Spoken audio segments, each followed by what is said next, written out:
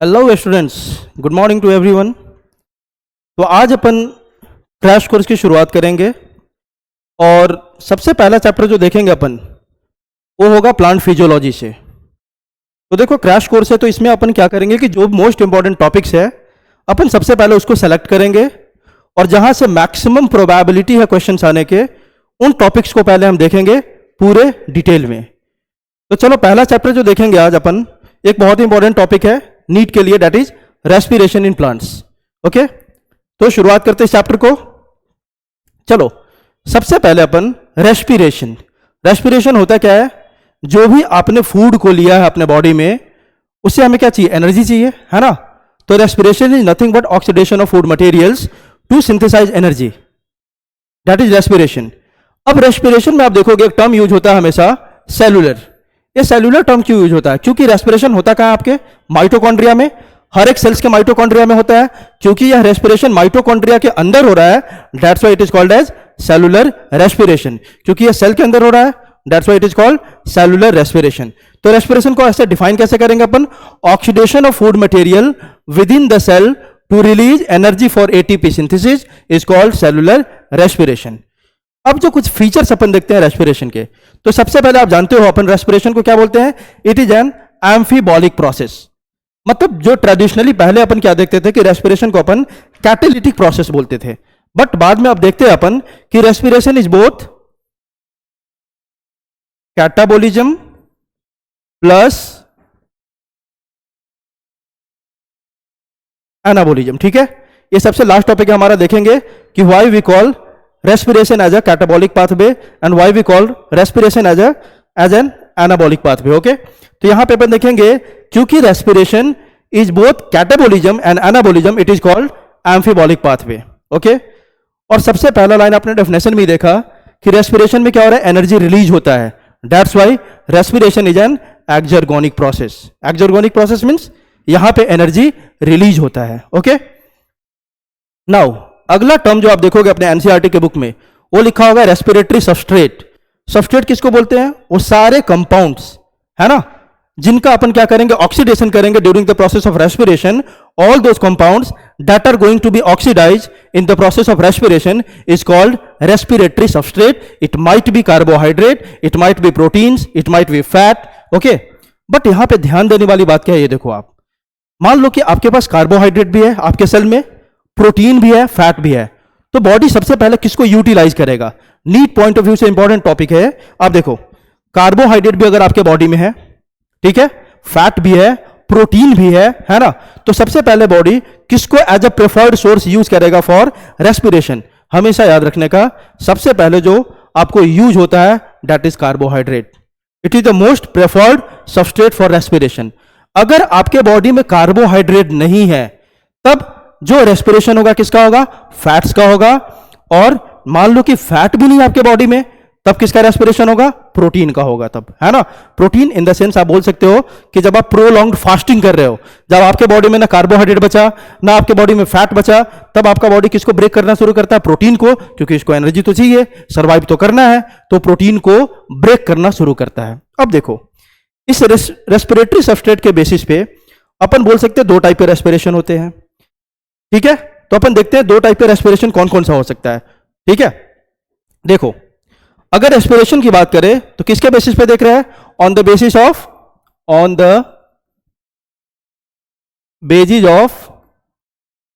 Respiratory substrate. Respiratory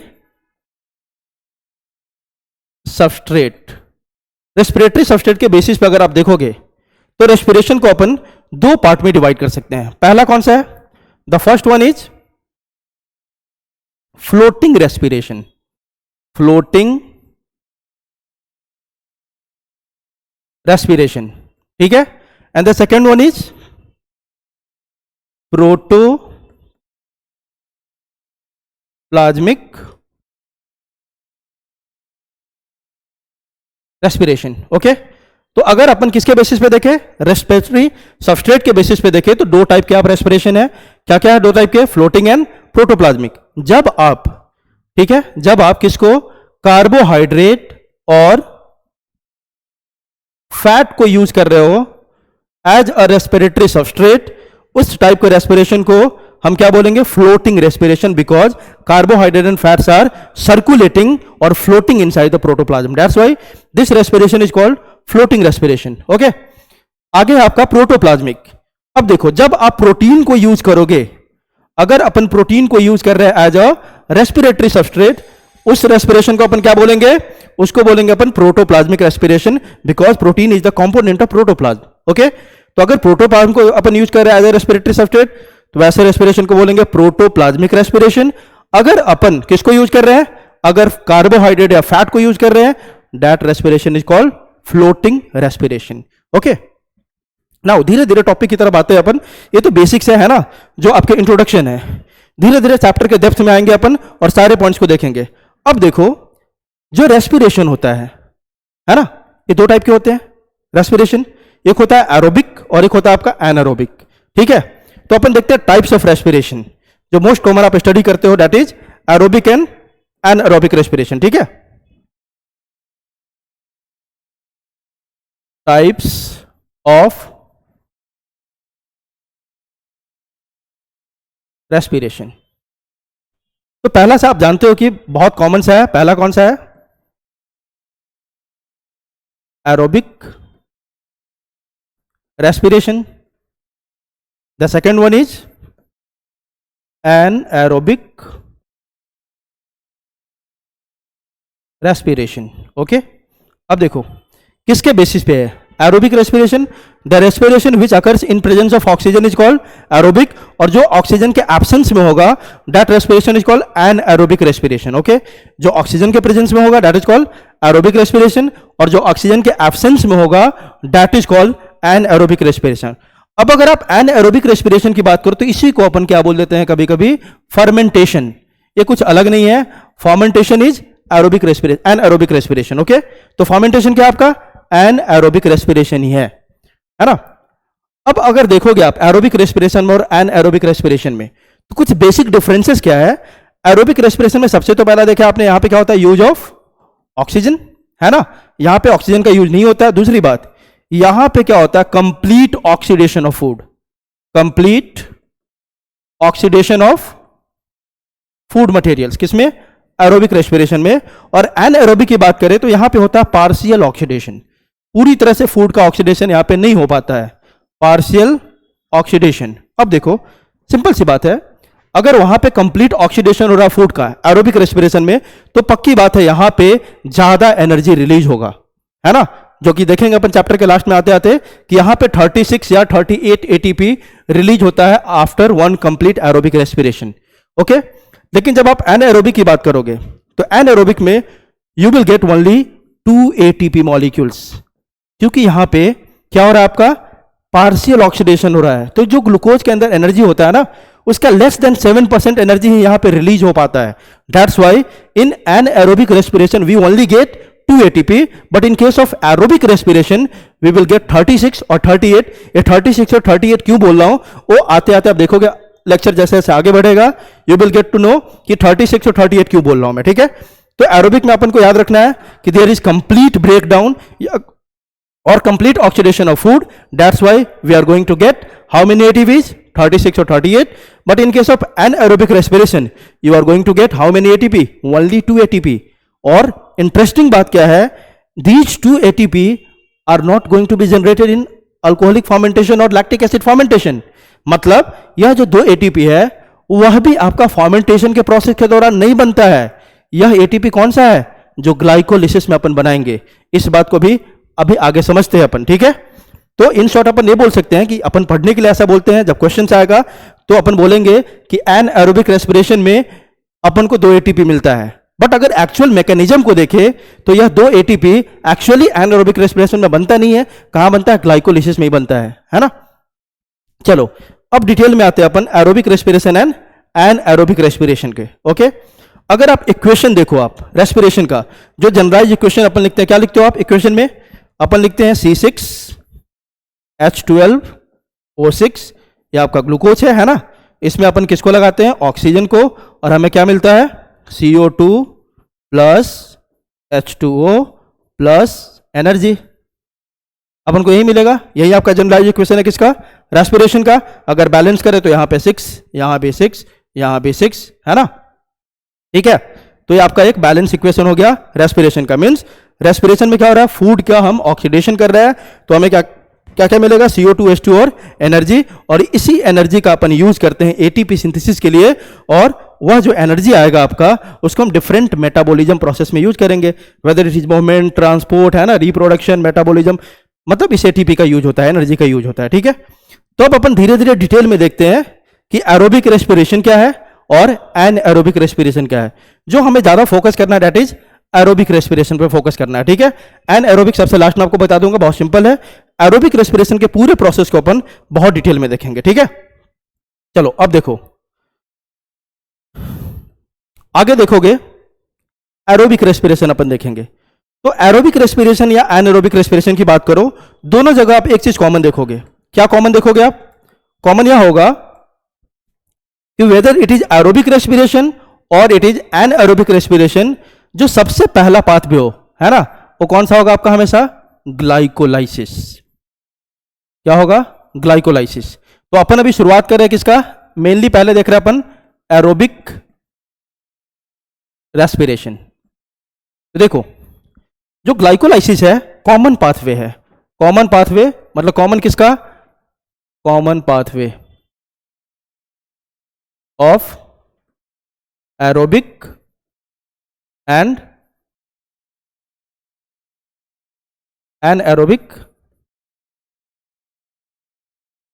respiration. Okay, जो glycolysis है आपका वह एरोबिक और एनएरोबिक रेस्पिरेशन, कोई भी आप स्टडी करो, अगर आप एरोबिक रेस्पिरेशन देखते हो या आप एनारोबिक रेस्पिरेशन देखते हो, दोनों में जो सबसे पहला पाथवे होगा कौन सा होगा, ग्लाइकोलाइसिस होगा, ठीक है। हाँ, सेकेंड जो स्टेप्स होंगे वहां से वैरी करेगा, but the first step is common, that is glycolysis. Glycolysis is common to both aerobic and anaerobic respiration. तो आपको याद रखना है ग्लाइकोलाइसिस तो दोनों में होगा, एरोबिक में भी और एनारोबिक में। चलो उसके बाद ग्लाइकोलाइसिस के बाद, क्योंकि अभी हम पढ़ रहे हैं क्या, एरोबिक रेस्पिरेशन, तो इसके स्टेप्स अपन देखते हैं। ग्लाइकोलाइसिस के बाद अपन इसमें क्या देखेंगे, second step that is link reaction. Link reaction या इसको अपन ऑक्सीडेटिव डीकार्बोक्सिलेशन रिएक्शन भी बोलते हैं, बहुत अलग अलग नाम से, कोई रिंक रिएक्शन, लिंक रिएक्शन बोलता है, कोई कनेक्टिंग रिएक्शन बोलता है, ठीक है। तो सेकंड क्या आपका, link reaction. The third one is Krebs cycle, okay. And lastly अपन क्या पढ़ेंगे, ETS एंड ऑक्सीडेटिव फॉस्फोराइलेशन।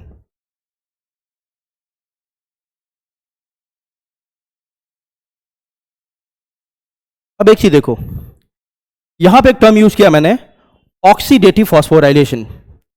अगर आपने फोटोसिंथेसिस चैप्टर देखा होगा, उसमें भी एक टर्म है आपका फोटोफॉस्फोराइलेशन। फोटोसिंथेसिस चैप्टर में एक टर्म है आपका फोटोफॉस्फोराइलेशन, और यहां पे एक टर्म है आपका ऑक्सीडेटिव फॉस्फोराइलेशन। तो सबसे पहले तो ये समझो आप कि फॉस्फोराइलेशन क्या होता है, ठीक है। Phosphorylation is synthesis of ATP, it is the process of formation of ATP। मतलब फॉस्फोराइलेशन को देखें तो आपका जो ADP है उसमें एक इनऑर्गेनिक फॉस्फेट का एडिशन के बाद जो आपका ATP बनता है, this process is called phosphorylation, है ना। जो ATP का फॉर्मेशन होता है दिस इज कॉल्ड फॉस्फोराइलेशन। अब उसके पीछे हमने दो चीज ऐड करा है, एक के पीछे हमने फोटोफॉस्फोराइलेशन और एक के पीछे ऑक्सीडेटिव फॉस्फोराइलेशन, ठीक है।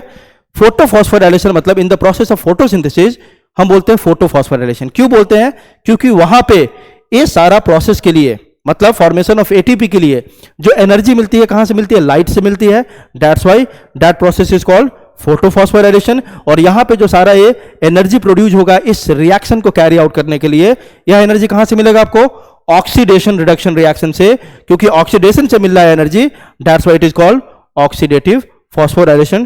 की होप तो आपको बेसिक समझ में आ गया होगा कि फोटोफॉस्फोराइलेशन किसको बोलते हैं और ऑक्सीडेटिव फॉस्फोराइलेशन किसको बोलते हैं, क्योंकि यहां पे एनर्जी कहां से मिल रहा है फॉस्फोराइलेशन के लिए, ऑक्सीडेशन रिडक्शन रिएक्शन से, that's why it is called oxidative phosphorylation. और वहां पे एनर्जी अपन को मिल रहा था कहां से, फोटो मतलब लाइट से, that's why it was called light phosphorylation या फोटो फॉस्फोराइलेशन, ठीक है।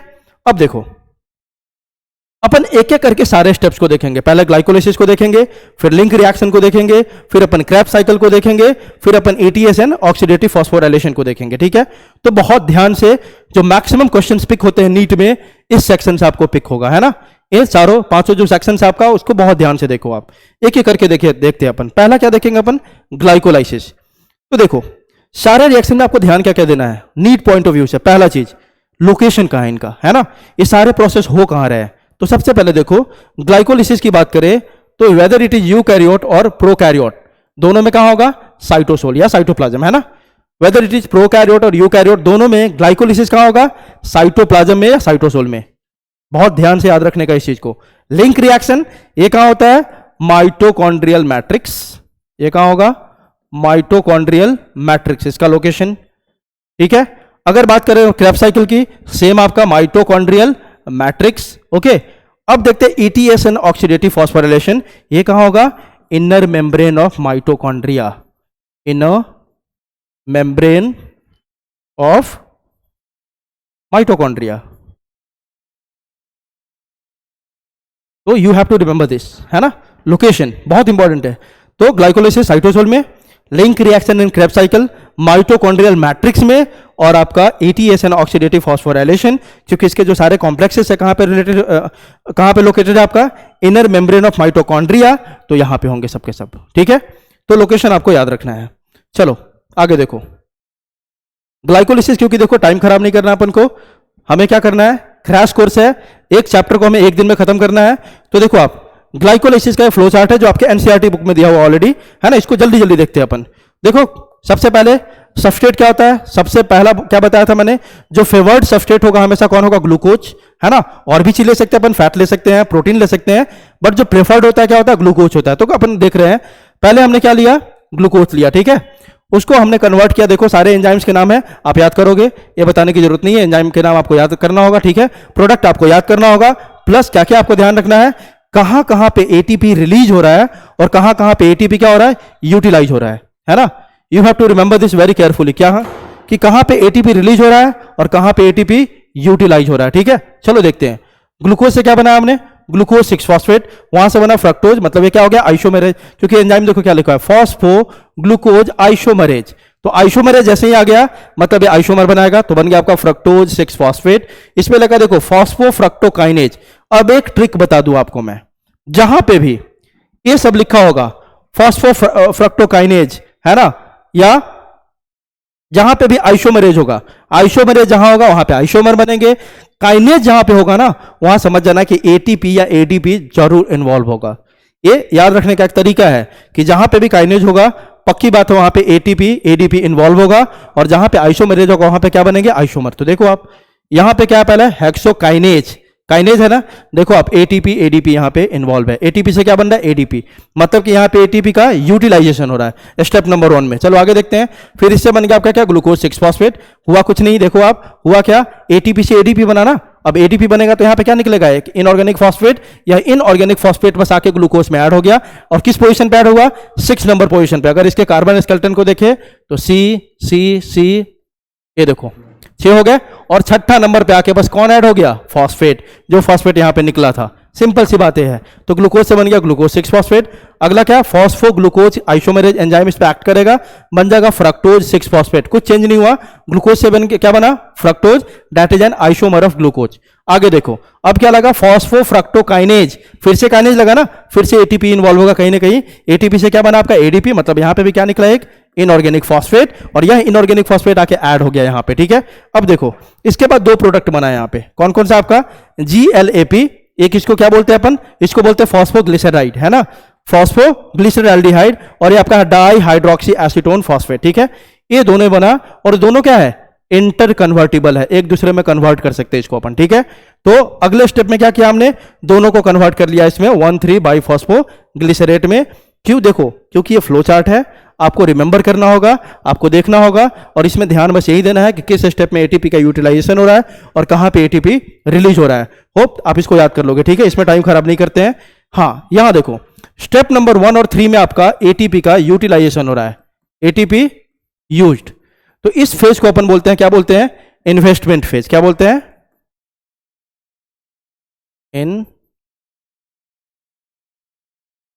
इन्वेस्टमेंट फेज, क्योंकि वहां पे इन्वेस्ट कर रहे हैं अपन, एनर्जी को लगा रहे हैं। और नीचे जब आओगे यहां देखो, इन सब स्टेप में क्या हो रहा है, एटीपी आपका रिलीज हो रहा है। यहां पे देखो एनएडीएच बना है, एटीपी बना है, एटीपी बना है ना। तो जहां पे एटीपी बन रहा है इसको अपन बोलते हैं पे ऑफ फेज, पे ऑफ फेज। तो आप क्या देख रहे हो ग्लाइकोलाइसिस में, एनर्जी यहां पे यूज भी हो रहा है, मतलब अपन पहले एनर्जी को इन्वेस्ट कर रहे हैं, फिर बाद में पे ऑफ मतलब वो हमें फिर से रिटर्न भी मिल रहा है ना।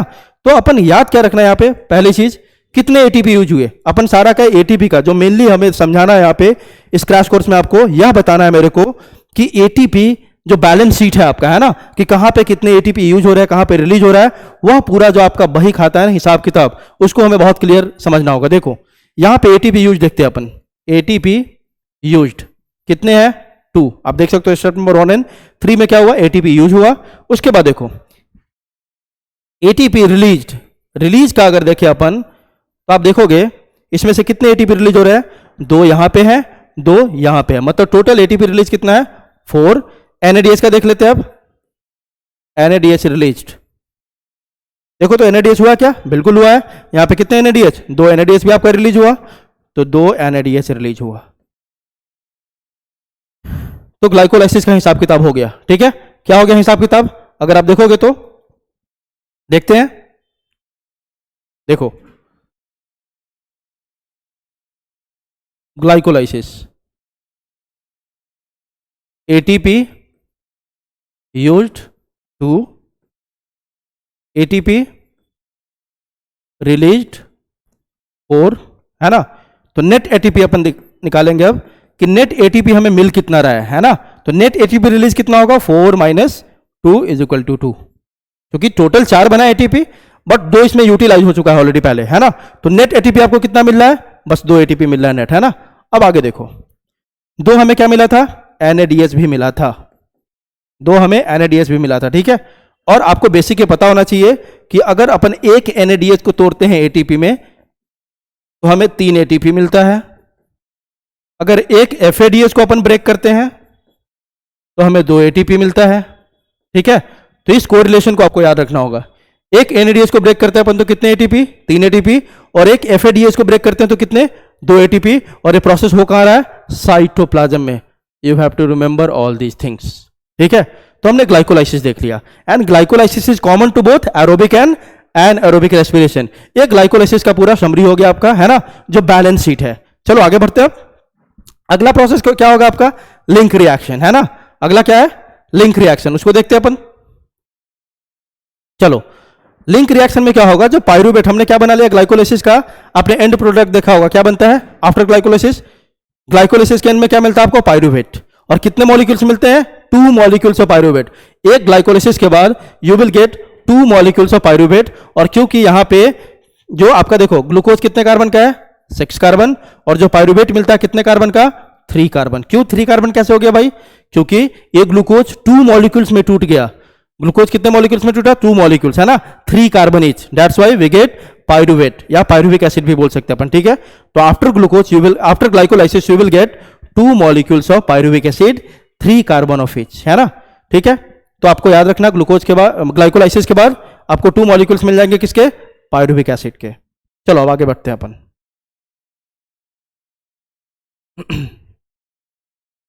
तो अगला प्रोसेस क्या हमारा, लिंक रिएक्शन। तो चलो ग्लाइकोलाइसिस में हमें जो मिल गया था याद रखेंगे अपन, उसके प्रोडक्ट को 2 मॉलिक्यूल्स किसके मिल गया था हमें, 2 मॉलिक्यूल्स ऑफ पाइरूवेट। और पाइरूवेट कितने कार्बन का है, 3 कार्बन का है, 2 मॉलिक्यूल्स मिल गया था। एनएडीएच एटीपी का ऑलरेडी बता दिया मैंने। अब लिंक रिएक्शन में देखो क्या होगा, यहां पे क्या होता है, ऑक्सीडेटिव डीकार्बोक्सिलेशन होता है। ऑक्सीडेटिव डीकार्बोक्सिलेशन मींस ऑक्सीडेशन भी होगा और डीकार्बोक्सिलेशन भी होगा। डीकार्बोक्सिलेशन क्या होता है, removal of CO2। Decarboxylation is removal of CO2। ठीक है, तो अगर ऑक्सीडेशन की बात करें यहां पे, तो ऑक्सीडेटिव डीकार्बोक्सिलेशन में हमें यहां पे ऑक्सीडेशन भी करवाना है और CO2 को भी बाहर निकालना है। अब यहां देखो, जो पाइरूवेट फॉर्म हुआ था उसका हमें क्या कर देना है, बस ऑक्सीडेटिव डीकार्बोक्सिलेशन। तो देखो पाइरूविक एसिड कितने कार्बन का, 3 कार्बन पे, इसमें कौन अटैच हो जाता है आपका, कोएंजाइम A, है ना, क्योंकि यहां पे क्या करना है हमें, ऑक्सीडेशन। ठीक है, तो यहां पे क्या ऐड होगा आपका, कोएंजाइम A और NAD+। NAD+ यहां पे क्या करवाएगा आपका, ऑक्सीडेशन, है ना। अब आगे देखो, एंजाइम जो यूज होगा इस पूरे प्रोसेस के लिए, दैट इज पायरुवेट डीहाइड्रोजिनेज, और जो प्रोडक्ट बनता है, जो पायरुविक एसिड का एसिटाइल ग्रुप है, उसमें जाके ये कोएंजाइम अटैच होता है और प्रोडक्ट क्या मिल जाता है आपको, एसिटाइल कोएंजाइम ए, और प्लस इसके साथ क्या रिलीज होगा इसमें, CO2, क्योंकि क्या बोला मैंने, यहाँ पे डी कार्बोक्सिलेशन होगा तो एक CO2 क्या हुआ, रिलीज हुआ और आपको NADH मिला। अब देखो ध्यान से, आपको क्या देखना है यहाँ पे, आपको क्या मिला यहाँ पे, 2 मॉलिक्यूल्स ऑफ पायरुवेट। मीन्स अब जो भी काम होगा सब दो बार होना चाहिए ना। ये जो हमने रिएक्शन लिखा, किसके लिए लिखा हमने, यह रिएक्शन लिखा हमने 1 मॉलिक्यूल ऑफ पायरुविक एसिड। तो अगर 2 मॉलिक्यूल से पायरुविक एसिड के लिए लिखे तो देखो तो 2 एसिटाइल कोएंजाइम मिल जाएगा। अगर 2 के लिए लिखते हैं इसको तो 2 एसिटाइल कोएंजाइम मिल जाएगा, 2 CO2 रिलीज हुआ और 2 आपका NADH मिला। क्योंकि जब किसकी बात करेंगे, 2 पायरुविक एसिड की बात करेंगे तो सब कुछ क्या हो जाएगा, डबल डबल हो जाएगा। ये आपको ध्यान रखना है, बच्चे यहीं पे कंफ्यूज होते हैं, है ना। ये साइकिल क्योंकि आपको ग्लाइकोलाइसिस के बाद 2 मॉलिक्यूल्स मिला था पायरुवेट को, तो एक के लिए अगर मान लो कि एक एसिटाइल कोएंजाइम में मिला तो सिंपल सी बात है 2 के लिए 2 मिलेगा। एक के बाद अगर एक CO2 निकला था बाहर तो 2 में 2 निकलेगा। एक के बाद एक NADH निकला था तो 2 में कितने निकलेगा, 2 NADH। दूसरी बात क्या ध्यान रखना है आपको, यहां पे आप एक चीज देख रहे हो, ATP का फॉर्मेशन नहीं हो रहा है ना। मीन्स लिंक रिएक्शन में जो प्रोडक्ट मिलेगा, यही हमें याद रखना है, क्योंकि अगला जो रिएक्शन शुरू होगा तो उसमें यही प्रोडक्ट एंटर करेगा, ठीक है। तो लिंक रिएक्शन के प्रोडक्ट क्या मिल गया हमें, 2 molecules of acetyl coenzyme A, और दूसरा क्या मिल गया हमें, 2 NADH और 2 CO2 रिलीज हो गया आपका, ठीक है। अब देखो 2 एसिटाइल कोएंजाइम ए मिल गए और 2 NADH मिल गए। कार्बन का नंबर बताने में कोई डिफिकल्टी होनी नहीं चाहिए, है ना, क्योंकि पायरुवेट कितने कार्बन का था, 3 कार्बन का, और यहां पे एक CO2 बाहर हो गया तो पक्की सी बात है जो एसिटाइल कोएंजाइम है कितने कार्बन का होगा, 2 कार्बन का होगा, क्योंकि यहां पे डी कार्बोक्सिलेशन हो चुका है, एक कार्बन बाहर निकल चुका है ना। तो जो पायरुवेट आपका 2 एसिटाइल कोएंजाइम में है वो कितने कार्बन का होगा, 2 कार्बन का होगा, ठीक है। होप यहां तक क्लियर है आपका। हुआ क्या अभी तक, अगर समरी करके देखे, हमने पहले ग्लाइकोलाइसिस करवाया। ग्लाइकोलाइसिस में हमने क्या देखा, ग्लूकोज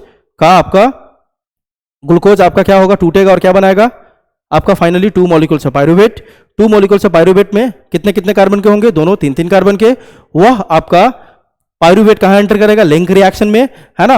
और लिंक रिएक्शन में क्या होगा उसका, oxidative decarboxylation with the help of enzyme pyruvate dehydrogenase, और यहां बना लेगा क्या आपका 2 molecules of acetyl coenzyme A, जो कितने कार्बन के होंगे, 2 कार्बन के।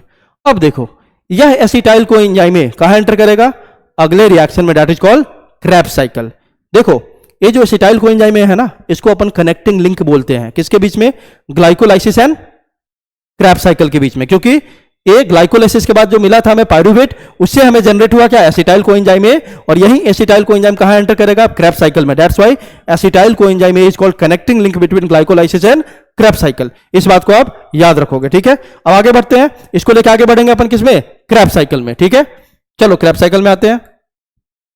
क्रेब्स साइकिल की बात करें, देखो ये ऊपर का प्रोसेस जो दिखा रहा है आपको यहां तक, this process is what, this is link reaction, ठीक है। पहले पायरुवेट बना लिया हमने by the process of glycolysis, कितने कार्बन का है, 3 कार्बन का है। इसमें हमने कोएंजाइम ए ऐड किया, NAD+ से बना क्या, NADH। ये सारा प्रोसेस क्या दिखा रहा है आपका, ये पूरा प्रोसेस आपका क्या है, दिस प्रोसेस इज क्या, लिंक रिएक्शन, ओके। और उसके बाद यहां पे हमें क्या मिल गया था, लिंक रिएक्शन के बाद एसिटाइल कोएंजाइम ए, जो कितने कार्बन का, 2 कार्बन का, क्योंकि यहां पे क्या हुआ था, डी कार्बोक्सिलेशन, एक CO2 बाहर निकला था, ठीक है। तो अब 3 कार्बन, पायरुवेट 3 कार्बन से कितने कार्बन का मिला, 2 कार्बन का मिला हमें एसिटाइल कोएंजाइम, जो अभी तक हम पढ़ चुके हैं लिंक रिएक्शन तक। अब यह एसिटाइल कोएंजाइम एंटर करेगा कहां पे, आपके क्रेब्स साइकिल में। ये साइकिल जो दिख रहा है, दिस इज क्रेब्स साइकिल, ठीक है। देखो एसिटाइल कोएंजाइम ऊपर से आ रहा है, इसको एक्सेप्ट करने वाला सबसे पहला कौन होता है, oxalo acetic acid, OAA। Oxalo acetic acid किसको करेगा, देखो OAA, जो खुद कितने कार्बन का होता है, 4 कार्बन का, यही एक्सेप्ट करेगा ऊपर से आते हुए किसको, एसिटाइल कोएंजाइम में, जो कितने कार्बन का, 2 कार्बन का। तो जो प्रोडक्ट बनना चाहिए था, 4 कार्बन इधर है, 2 कार्बन इधर है ना। तो जो प्रोडक्ट बनना चाहिए कितने कार्बन का बनना चाहिए, 6 कार्बन का, है ना। तो पहला प्रोडक्ट आपका बनेगा 6 कार्बन का, दैट इज सिट्रिक एसिड या साइट्रेट, है ना। तो फर्स्ट प्रोडक्ट बना कितने कार्बन का आपका, 6 कार्बन का।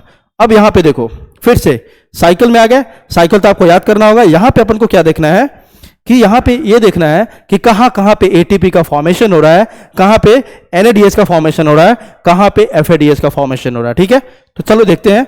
सिट्रिक एसिड बना, यहां देखो आप CO2 बाहर हो रहा है, मतलब डी कार्बोक्सिलेशन हो रहा है, और यहां पे क्या बन रहा है आपका एनएडीएच बन रहा है। तो एक तो एनएडीएच देखो आपका यहां बना पहला, दूसरा देखते हैं एनएडीएच कहां बनेगा, एक यहां बन रहा है, दूसरा एनएडीएच को काउंट करें अपन, और कहीं एनएडीएच दिख रहा है आपको, यहां भी दिख रहा है आपको एनएडीएच, तो तीसरा, तीन जगह आपको एनएडीएच दिख रहा है फॉर्मेशन होते हुए। तो चलो यहां पे 3 एनएडीएच फॉर्मेशन हमें दिख गया। ठीक है, अगर इसको हम देखें तो कितने एनएडीएच दिखा आपको, 3 एनएडीएच। अब देखते हैं एटीपी, यहां देखो एटीपी बनता है लेकिन किस फॉर्म में, जीटीपी के फॉर्म में, जीडीपी यहां पे होता है, और ये किस फॉर्म में बनेगा, जीटीपी के फॉर्म में, और यह जीटीपी साइकिल में आपका चेंज हो जाता है एटीपी में। तो ये भी बात याद रखो, यहां पे क्या बना, 1 GTP, 1 GTP is equal to क्या होता है, 1 एटीपी, ये ध्यान रखने का। ठीक है, उसके बाद तीसरा अपन को क्या देखना है, और कुछ बन रहा है क्या, हाँ सर यहां पे क्या बन रहा है, FADH2 भी बन रहा है सर। तो आप देख रहे हो कितने FADH2 बन रहे हैं, एक, तो एक बन गया हमारा क्या, FADH2। तो आप देखोगे एक पूरे क्रैब साइकिल में, है ना, एक पूरे क्रैब साइकिल में, या इसको सिट्रिक एसिड साइकिल भी बोलते हैं, क्योंकि पहला स्टेबल प्रोडक्ट क्या बन रहा है इसमें, सिट्रिक एसिड, है ना। तो एक पूरे क्रैब साइकिल में आप देखोगे 3 NADH बन रहा है, एक GTP बन रहा है, और एक आपका FADH बन रहा है। लेकिन हमारे पास जो प्रोडक्ट इसके अंदर एंटर कर रहा था एसिटाइल कोएंजाइम, कितने थे, 2 एसिटाइल कोएंजाइम थे, कितने थे, 2 एसिटाइल कोएंजाइम। तो हमने तो एक एसिटाइल कोएंजाइम के लिए लिखा ना सारी बातें, ये सारी बातें किसके लिए लिखा हमने, एक एसिटाइल कोएंजाइम ए के लिए, तो 2 एसिटाइल कोएंजाइम के लिए हिसाब किताब क्या होगा, चलो देखते हैं। तो किसका लिख रहे हैं अपन, क्रैब साइकिल का। ठीक है, किसका लिख रहे हैं, क्रैब साइकिल। इसमें देखो फॉर 1 एसिटाइल कोएंजाइम, एक एसिटाइल कोएंजाइम जो एंटर किया था कहां पे, क्रैब साइकिल में, उसके लिए क्या मिला आपको, 3 NADH, फिर आपको मिला 2 FADH, और एक आपको क्या मिला था, GTP, है ना। तो 2 के लिए अपन को क्या करना होगा, मल्टीप्लाई कर देना होगा किससे, तो इधर लिख देते हैं अपन, और 2 acetyl coenzyme entering the Krebs cycle, कितने हो जाएंगे, सबको मल्टीप्लाई कर दो कितने से, 2 से ना, तो देखो 6 NADH, 2 से मल्टीप्लाई करेंगे तो 2 FADH, और यहां पे भी 2 से होगा तो आपका क्या मिलेगा, 2 GTP, आप बोल सकते हो 2 ATP। ये समरी हो गया किसका, क्रैब साइकिल का। देखो तो after 1 Krebs cycle, complete Krebs cycle आपको, क्योंकि क्रैब साइकिल में एंटर कर रहे हैं 2 मॉलिक्यूल्स ऑफ क्या, एसिटाइल कोएंजाइम, है ना। तो after 1 Krebs cycle you will gate 6 NADH, है ना, 2 FADH और 2 GTP। तो अभी तक का हिसाब किताब पूरा लिख ले क्या, ऊपर में हमने क्या देखा था, ग्लाइकोलाइसिस, ताकि आपको कंफ्यूजन हो। इतना फोकस मैं इसलिए कर रहा क्योंकि बच्चों को यही समझ में नहीं आता कि कहां पे कौन सा प्रोसेस चल रहा है, कहां पे कितने एटीपी रिलीज हो रहा है, कहां पे एटीपी आपका जनरेट हो रहा है। तो ये सारे समरी को याद रखना आपको। देखो ग्लाइकोलाइसिस में हमने क्या देखा था, नेट एटीपी कितना मिला था हमें, नेट एटीपी 2 मिला था, क्योंकि जो एटीपी आपका एटीपी रिलीज कितने थे 4, और एटीपी यूज कितना था 2, इसलिए नेट एटीपी कितना मिला 2। आगे देखो अगला हमें इसमें क्या मिला था, 2 NADH भी मिला था। उसके बाद हमने देखा था लिंक रिएक्शन। चलो लिंक रिएक्शन में हमें क्या मिला था, बस 2 NADH, यहां पे कोई एटीपी का फॉर्मेशन नहीं हुआ था। ये पूरा समरी हो गया आपका क्रैब साइकिल तक, है ना, पूरा समरी हो गया क्रैब साइकिल तक। तो अपन ऐसे बोल सकते हैं क्या, टिल क्रैब साइकिल हमारे पास क्या क्या है अभी तक, क्रैब साइकिल तक हमारे पास क्या क्या है अभी तक, 10 NADH है, देख लो, 6 यहां है, 2 यहां है, और 2 यहां है, 10 NADH है हमारे पास, है ना। उसके बाद FADH कितने हैं, FADH बस एक ही साइकिल में निकलता है, दैट इज क्रैब साइकिल। तो एक हमारे पास 2 हमारे पास क्या है, FADH2 है ना। एटीपी को नहीं लिखते, एटीपी तो आपको पता है कि कहां कहां पे एटीपी है, एटीपी भी देखोगे आप तो 2 एटीपी यहां है और 2 एटीपी कहां मिला आपको, इन द क्रैब साइकिल। तो टोटल अपन बोल सकते हैं कितने, 4 एटीपी है हमारे पास अभी तक, ठीक है। तो अब देखो क्या है, जो एनर्जी यूज होता है किस फॉर्म में होता है, एटीपी के फॉर्म में। बट इन सारे प्रोसेस में आपने देखा कि हमें एटीपी मिला और एटीपी के साथ साथ दूसरे फॉर्म में भी एनर्जी है in the form of NADH and FADH, है ना। तो जो एटीपी के फॉर्म में है उसमें तो कोई दिक्कत नहीं है, वो तो उसको एज इट इज अपन यूज कर सकते हैं। लेकिन जो एनएडीएच और एफएडीएच के फॉर्म में है इसको हमें कन्वर्ट करना होगा किसमें, एटीपी में। दैट्स वाई अपन अगला रिएक्शन जो करते हो कौन सा होता है आपका, वह रिएक्शन होता है आपका कौन सा, एटीएस एंड ऑक्सीडेटिव फॉस्फोराइलेशन। इसमें अपन क्या करेंगे, जो भी एनएडीएच और एफएडीएच अभी तक जनरेट हुआ है उसको हमें कन्वर्ट कर देना है किसमें, उसे हमें कन्वर्ट करना है एटीपी में, है ना। तो देखो सबसे पहले ईटीएस होता है क्या, इलेक्ट्रॉन ट्रांसपोर्ट सिस्टम, ठीक है। और ये कहां प्रेजेंट होता है, it is present on inner mitochondrial membrane of eukaryotes and plasma membrane of prokaryotes, क्योंकि प्रोकैरियोट में आपका माइटोकॉन्ड्रिया होता नहीं है, इसलिए वहां पे कहां होगा, प्लाज्मा मेम्ब्रेन पे आपका लोकेटेड होता है ईटीएस। और जब यूकैरियोट की बात करें अपन तो यूकैरियोट के कहां पे प्रेजेंट होगा, माइटोकॉन्ड्रियल मेम्ब्रेन पे। लेकिन माइटोकॉन्ड्रियल मेम्ब्रेन में भी कहां, इनर माइटोकॉन्ड्रियल मेम्ब्रेन। होप आपको माइटोकॉन्ड्रिया का स्ट्रक्चर याद हो, डबल मेम्ब्रेन होता है ना। जो अंदर वाला है ये इनर माइटोकॉन्ड्रियल मेम्ब्रेन, इसी पे आपका लोकेटेड होंगे कौन, ईटीएस, इलेक्ट्रॉन ट्रांसपोर्ट सिस्टम, ठीक है। इसमें आगे देखो, ईटीएस की बात कर रहे हैं अपन, उससे पहले एक चीज और क्या ध्यान रखना है, कहां कहां सारा प्रोसेस हुआ था, glycolysis, cytosol of both prokaryotes and eukaryotes, है ना। उसके बाद लिंक रिएक्शन, माइटोकॉन्ड्रियल मैट्रिक्स, ठीक है, क्रैब साइकिल, माइटोकॉन्ड्रियल मैट्रिक्स। अब देख रहे हैं अपन ईटीएस एंड ऑक्सीडेटिव फॉस्फोराइलेशन, ये कहां होगा, इनर माइटोकॉन्ड्रियल मेम्ब्रेन।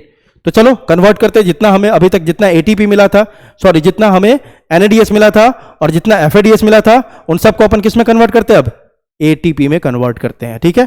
तो उसको देखने से पहले, सारे प्रोसेस को देखने से पहले कुछ बेसिक्स है एटीएस का, वो देख लो आप।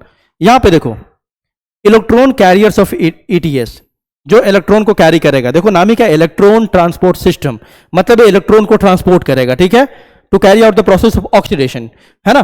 तो कौन कौन होंगे ईटीएस में, पहला है फ्लेविन्स जिसको एफएमएन कॉम्प्लेक्स भी बोलते हैं, दूसरा आयरन सल्फेट, तीसरा क्यूनोन जिसको यूवी क्यूनोन और सीओक्यू से अपन रिप्रेजेंट करते हैं, और तीसरा आपका साइटोक्रोम्स।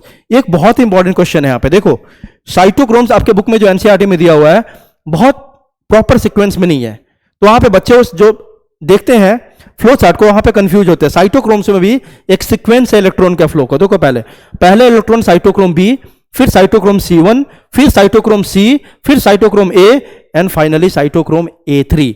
ये पूरा मैंने सीक्वेंस में ऑर्डर में दिखा दिया साइटोक्रोम्स में कैसे आपका इलेक्ट्रॉन का फ्लो होगा। तो you have to remember this electron carriers of ETC, flavins, FeS, quinone, cytochromes, है ना। और साइटोक्रोम में यही सीक्वेंस आपको याद रखना है जैसे आपका क्या होता है, इलेक्ट्रॉन का फ्लो होता है, ओके। अब देखो कॉम्प्लेक्सेस ऑफ ईटीसी, क्या बोला मैंने कि अभी आते हैं उस प्रोसेस पे अपन, कि अपन कर क्या रहे हैं अभी, एनएडीएच और एफएडीएच को कन्वर्ट करना अपन को एटीपी में। तो उसके लिए किसकी जरूरत होगी, ईटीएस, है ना। और वही ईटीएस के बारे में अपन देख रहे हैं कि ईटीएस में होता क्या है। ईटीएस मतलब इलेक्ट्रॉन ट्रांसपोर्ट सिस्टम, मतलब इलेक्ट्रॉन को हमें ट्रांसपोर्ट करना है, और इलेक्ट्रॉन को ट्रांसपोर्ट करने के लिए कुछ कैरियर्स तो चाहिए ना, वही कैरियर्स का नाम हमने देखा, ठीक है। अब देखो आपको ईटीएस में टोटल 5 कॉम्प्लेक्स देखने को मिलेंगे, ठीक है। अपन बुक में देखेंगे तो complex number 1, complex number 2, complex number 3, complex number 4 and complex number 5। 5 complex होते हैं ईटीएस में, ठीक है। सबका यहां पे नाम लिखा हुआ है। ETS consist of 4 complexes and 5th complex is ATP synthase. ये 5वां जो होता है ना हमेशा कौन होता है आपका, एटीपी सिंथेज। आपने फोटो सिंथेसिस में भी ये पढ़ा होगा कि the 5th complex is ATP synthase, जिसके 2 पार्ट होते हैं, F0 एंड F1, आपने पढ़ा होगा पहले। चलो अब देखो complex number 1, 2, 3, 4 and 5, 5th is always ATP synthase, ठीक है। यहां पे मैंने एक लाइन लिखा कंसिस्ट ऑफ 4 कॉम्प्लेक्सेस।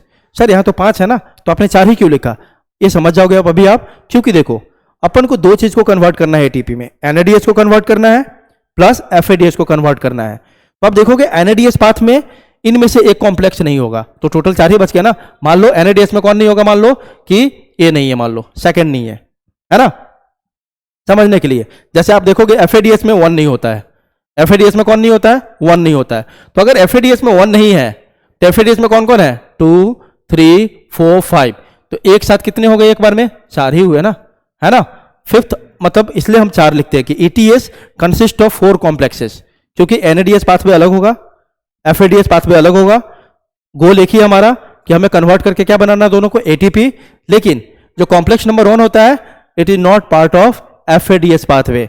अब कंफ्यूजन होता है कि सर कैसे याद रखें, F फॉर फर्स्ट होता है ना, और F फॉर क्या होता है आपका NAD, मतलब FADH है ना, F for FADH, F for first, तो मतलब complex number first is not part of FADH। मतलब FADH पाथवे मतलब क्या हुआ, ये बात समझ में आ रही है? FADH पाथवे मतलब we have to convert FADH into ATP, this is called FADH pathway. और we have to convert NADH into ATP, इसको बोलेंगे अपन NADH पाथवे।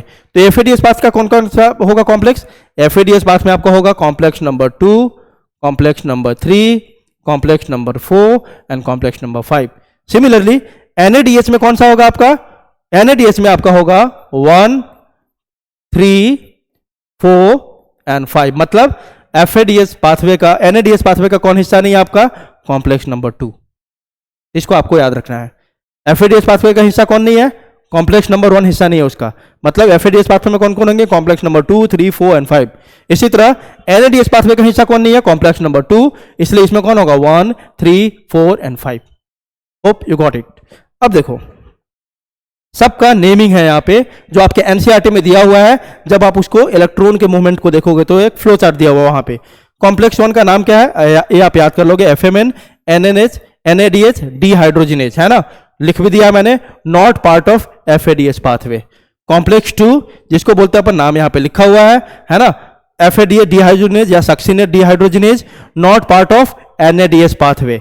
कॉम्प्लेक्स 3 का नाम क्या है? साइटोक्रोम B, साइटोक्रोम C1, है ना, या साथ में NCERT में लिखा हुआ cytochrome BC1।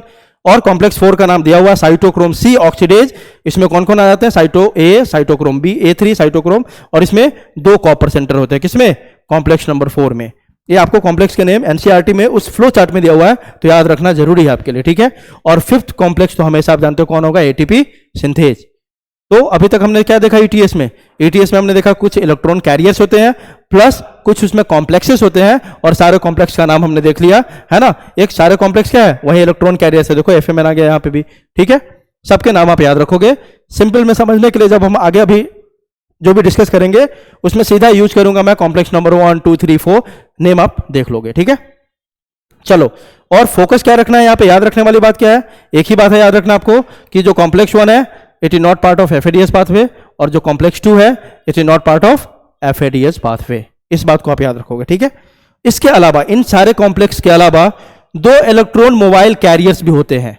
Electron mobile carriers means जो इलेक्ट्रॉन को इन कॉम्प्लेक्सेस के बीच में ट्रांसपोर्ट करेगा, है ना। कॉम्प्लेक्स 1 से 2 में, 3 में देना, 3 से 4 में देना। यहां पे जो इसको भगाने वाला होगा, ट्रांसपोर्ट करने वाला होगा, उसको बोलते हैं इलेक्ट्रॉन मोबाइल कैरियर्स। जो 2 है आपके, यूबिक्विनोन और दूसरा है साइटोक्रोम C। बहुत ध्यान से इसको याद रखना होगा, है ना। अब देखो किसके बीच में प्रेजेंट होगा, यह भी ध्यान देखना है। क्या कहां पे प्रेजेंट होगा ये दोनों? तो अगर अपन ढंग से देखें तो ध्यान दो, यूबिक्विनोन का पहले देखते हैं, इसकी बात करते हैं, इस किस कॉम्प्लेक्स के बीच में होगा। चलो FADH की पाथवे की बात करते हैं, तो यहां पे हमेशा किसके बीच में होगा? ये यूबिक्विनोन। यूबिक्विनोन किसके बीच में होगा? 2 और 3 के बीच में, ठीक है। और जब अपन बात करते हैं NADH पाथवे की, तो यह होगा 1 और 3 के बीच में। तो आपको याद रखना है ये जो यूबिक्विनोन है ना, FADH पाथवे में किसके बीच में होगा? 2 और 3, कॉम्प्लेक्स नंबर 2 और 3 के बीच में, ठीक है। और जब NADH की पाथवे की बात करेंगे तो क्योंकि वहां पे क्या आपका 2 है ही नहीं, तो वो किसके बीच में होगा? 1 और 3 के बीच में। तो याद रखने का, NADH में 1 और 3 के बीच में, और FADH में किसके बीच में होगा? 2 और 3 के बीच में होगा। काम क्या है इसका? देखो 2 में जो इलेक्ट्रॉन होगा उसको उठा लेगा यूबिक्विनोन, किसको पास कर देगा? 3 को। 3 और 4 के बीच में, दोनों में, whether it is FADH pathway और NADH पाथवे, 2 और 3 के बीच में, 3 और 4 के बीच में हमेशा कौन होगा आपका? Cytochrome C। होप आप याद रखोगे। यूबिक्विनोन किसके बीच में? FADH में 2 और 3 के बीच में, NADH में 1 और 3 के बीच में, ठीक है। और साइटोक्रोम C हमेशा दोनों में किसके बीच में? 3 और 4 के बीच में होगा। सिंपल सा काम क्या है? 2 से उठाया, मान लो FADH पाथ की बात कर रहे हैं, FADH की पाथवे की, तो 2 से इलेक्ट्रॉन को उठाएगा कौन? आपका ए यूबिक्विनोन किसको पास करेगा, 3 को। 3 से कौन उठाएगा, साइटोक्रोम से ही पास कर देगा 4 को। सेम यहां पे देखे अपन नीचे में, तो 1 से उठाएगा कौन आपका यूबिक्विनोन, किसको देगा, 3 को। 3 से कौन उठाएगा, साइटोक्रोम से, किसको देगा, इलेक्ट्रॉन को, 4 को। इसलिए इसको बोलते हैं इलेक्ट्रॉन मोबाइल कैरियर। यह इलेक्ट्रॉन को कैरी कर रहा है, आगे ट्रांसपोर्ट कर रहा है, ठीक है। तो ये सारे कंपोनेंट हमने देख लिया किसका, ईटीएस का। तो 2 ही बात तो याद रखना अपन को, क्या इसमें 5 कॉम्प्लेक्स होते हैं और 2 इसमें क्या है, इलेक्ट्रॉन मोबाइल कैरियर्स होते हैं, ठीक है। अब अपन आएंगे एक्चुअल प्रोसेस पे कि कैसे अपन एनएडीएस को कन्वर्ट करेंगे किसमें, एटीपी में, और कैसे अपन कन्वर्ट करेंगे एफएडीएच2 को किसमें, एटीपी में, है ना। तो देखते हैं इसको पाथवे को। पहला कौन सा पाथवे देखना है मेरे को, एनएडीएच पाथवे। पहला पाथवे आपका एनएडीएच पाथवे। यहां पे ध्यान से देखना सब लोग, फोकस करो आप। तो पहला देख रहे हैं अपन एनएडीएस पाथवे। चलो ये तो याद रखना है आपको कि यहां पे कौन आएगा काम, ईटीएस। और ईटीएस कहां लोकेटेड है, इनर माइटोकॉन्ड्रियल मेम्ब्रेन पे, क्योंकि अपन यूकैरियोट्स की बात कर रहे हैं। तो देखो अपन बना लेते हैं अपन माइटोकॉन्ड्रिया, बहुत सिंपल सा है।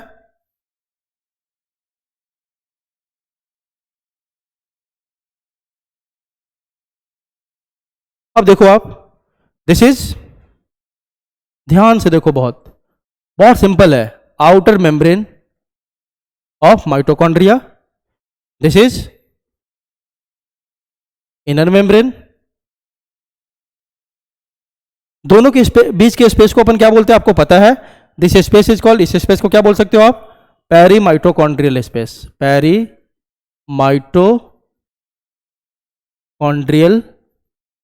Space, correct. अब देखो ये बेसिक बातें सबको पता है कि आउटर मेम्ब्रेन होता है, इनर मेम्ब्रेन है, और दोनों के बीच के स्पेस को क्या बोलते हैं अपन, पेरी माइटोकॉन्ड्रियल स्पेस बोलते हैं। अब यहां पे ध्यान दो, यहां पे ये देखो, ये सारे कॉम्प्लेक्स कहां पे लोकेटेड है, इनर माइटोकॉन्ड्रियल मेम्ब्रेन पे। तो चलो बना देते हैं, कौन सा पाथवे देख रहे हैं अपन, एनएडीएच पाथवे देख रहे हैं। तो एनएडीएच पाथवे में कौन कौन है भाई, एनएडीएच पाथवे में कौन कौन है, अभी बताया था मैंने। एफएडीएच में कौन कौन है, 2, 3, 4 एंड 5। और एनएडीएच में कौन कौन है, 1, 3, 4 एंड 5। चलो देखो, तो यहां पे मान लेते हैं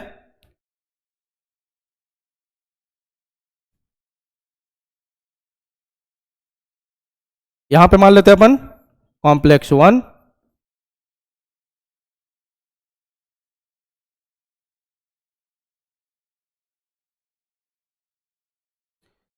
ये कौन सा कॉम्प्लेक्स आपका, कॉम्प्लेक्स नंबर 1। यहां पे है कॉम्प्लेक्स नंबर 3, ये है मान लो कॉम्प्लेक्स 3, ये है कॉम्प्लेक्स 4, और इधर है कॉम्प्लेक्स नंबर 5। ये सब कहां लोकेटेड है, इनर माइटोकॉन्ड्रियल मेम्ब्रेन पे। अब देखो, अभी बताया मैंने, कॉम्प्लेक्स नंबर 1 और 3 के बीच में कौन होगा, 1 और 3 के बीच में हमेशा कौन होगा, यूबिक्विनोन, है ना। कौन होगा आपका, यूबिक्विनोन इसके बीच में है। इसके बीच में कौन है आपका, साइटोक्रोम सी। ये बात मैं बता चुका हूं मैं आपको। 1 और 3 के बीच में कौन है, यहां पे लिख दे रहा हूं मैं, 1 और 3 के बीच में यूबिक्विनोन है, इलेक्ट्रॉन मोबाइल कैरियर। और 3 और 4 के बीच में कौन है, साइटोक्रोम सी। याद रखने का, इसको भूलोगे नहीं आप। चलो अब सबसे इंपॉर्टेंट टॉपिक शुरू हो रहा है कि कैसे सारा प्रोसेस होगा। तो एनएडीएच पाथ में देख रहे हैं, मतलब हमें एनएडीएच को एटीपी में कन्वर्ट करना है। चलो देखते हैं। अभी तक आपने जो प्रोसेस देखा था, ग्लाइकोलाइसिस साइटोप्लाज्म में हुआ था, वहां भी एनएडीएच बना है ना। उसके बाद लिंक रिएक्शन में भी एनएडीएच बना है, प्लस क्रैब्स साइकिल में भी एनएडीएच बना है। तो लिंक रिएक्शन और क्रैब्स साइकिल की बात करते हैं अपन, तो उस दोनों का एनएडीएच कहां बना था, यहीं पे बना था, माइटोकॉन्ड्रिया के मैट्रिक्स में, है ना। एनएडीएच, एफएडीएच, यही बना ना, क्योंकि देखो आउटर मेम्ब्रेन, इनर, और इसके नीचे स्पेस में क्या होता है, मैट्रिक्स होता है, माइटोकॉन्ड्रिया मैट्रिक्स। तो क्योंकि लिंक रिएक्शन यहीं पे हुआ था, तो यहीं पे बना होगा एनएडीएच। क्रैब्स साइकिल यहीं पे हुआ था, तो यहीं पे बना होगा एनएडीएच एंड एफएडीएच, है ना। तो ऑलरेडी कहां प्रेजेंट है, माइटोकॉन्ड्रिया के मैट्रिक्स में प्रेजेंट है आपका एनएडीएच। लेकिन जो ग्लाइकोलाइसिस हुआ था, ग्लाइकोलाइसिस कहां हुआ था, साइटोप्लाज्म में। तो साइटोप्लाज्म से अपन को यहां पे लेके तो आना होगा ना उस एनएडीएच को कन्वर्ट करने के लिए, क्योंकि ईटीएस हमेशा कहां हो सकता है, यहीं पे हो सकता है ना, इनर माइटोकॉन्ड्रियल मेम्ब्रेन पे। तो आपको जो साइटोप्लाज्म के अंदर जो 2 NADH है उसको कैरी करके कहां लाना होगा, कहां पहुंचाना होगा, माइटोकॉन्ड्रिया के मैट्रिक्स में। उसके लिए अपन एक सिस्टम का यूज करते हैं जो ब्रीफ में बता रहा हूं मैं अभी आपको। उस सिस्टम को बोलते हैं सटल सिस्टम। सटल सिस्टम ये कौन सा सिस्टम है? यह जो 2 आपका NADH, 2 NADH जो आपका कहां पे है, साइटोप्लाज्म में, जो बना था by the process of glycolysis, उसको कहां पहुंचाता है, माइटोकॉन्ड्रियल मैट्रिक्स में लेके आता है। ठीक है, अब इसी से रिलेटेड है आपका 36 ATP बनता है एरोबिक रेस्पिरेशन में, या 38, इस पे आएंगे। बस आप याद रखो यहां पे शटल सिस्टम। शटल सिस्टम कौन सा सिस्टम है? वह सिस्टम है जो 2 आपके NADH को जो साइटोप्लाज्म में बना था during the process of glycolysis, उसको लेके आएगा कहां पे, माइटोकॉन्ड्रियल मैट्रिक्स में, so that it can be converted into ATP। Okay, तो हमने अभी तक क्या करा, जितने NADH है, जो भी FADH है, सबको पहुंचा दिया कहां पे, माइटोकॉन्ड्रियल मैट्रिक्स में पहुंचा दिया, ताकि इसका कन्वर्जन हो किसमें, ATP में। ठीक है, चलो देखते हैं। तो हमारे पास कितने NADH था, आपने देखा था, टिल क्रैब साइकिल सारा हिसाब किताब किया था मैंने, 10 NADH और 2 FADH है ना। और जो ऑलरेडी ATP के फॉर्म में है उसको तो कन्वर्जन की जरूरत ही नहीं है, हमें कन्वर्ट किसे करना है, बस NADH को और FADH को। दूसरी बात ये भी बताई थी मैंने कि एक NADH को ब्रेक करोगे तो कितने ATP, 3 ATP, और अगर एक FADH को ब्रेक करोगे तो कितने ATP, 2 ATP। चलो आगे देखते हैं। अब इस प्रोसेस को आगे समझो आप। चलो यहां पे NADH है आपका। अब NADH को सबसे पहले कौन रिसीव करेगा, कॉम्प्लेक्स नंबर 1। कौन रिसीव करेगा, कॉम्प्लेक्स नंबर 1, और उसमें क्या हो जाएगा, ऑक्सीडेशन। जैसे ही वो कॉम्प्लेक्स नंबर 1 के पास जाएगा उसमें क्या होगा, ऑक्सीडेशन। चलो इसको दिखाते हैं जरा ढंग से। ये तो समझ गया आप कि NADH FADH सब कहां है, माइटोकॉन्ड्रिया के मैट्रिक्स में है। ठीक है,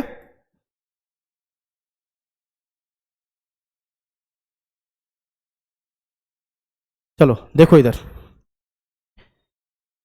तो जो NADH इधर है आपका कहां पे, माइटोकॉन्ड्रियल मैट्रिक्स में, और FADH भी यहां पे लिख लेते हैं अपन। जो NADH यहां पे है, यह NADH को उठाता कौन है, कॉम्प्लेक्स नंबर 1।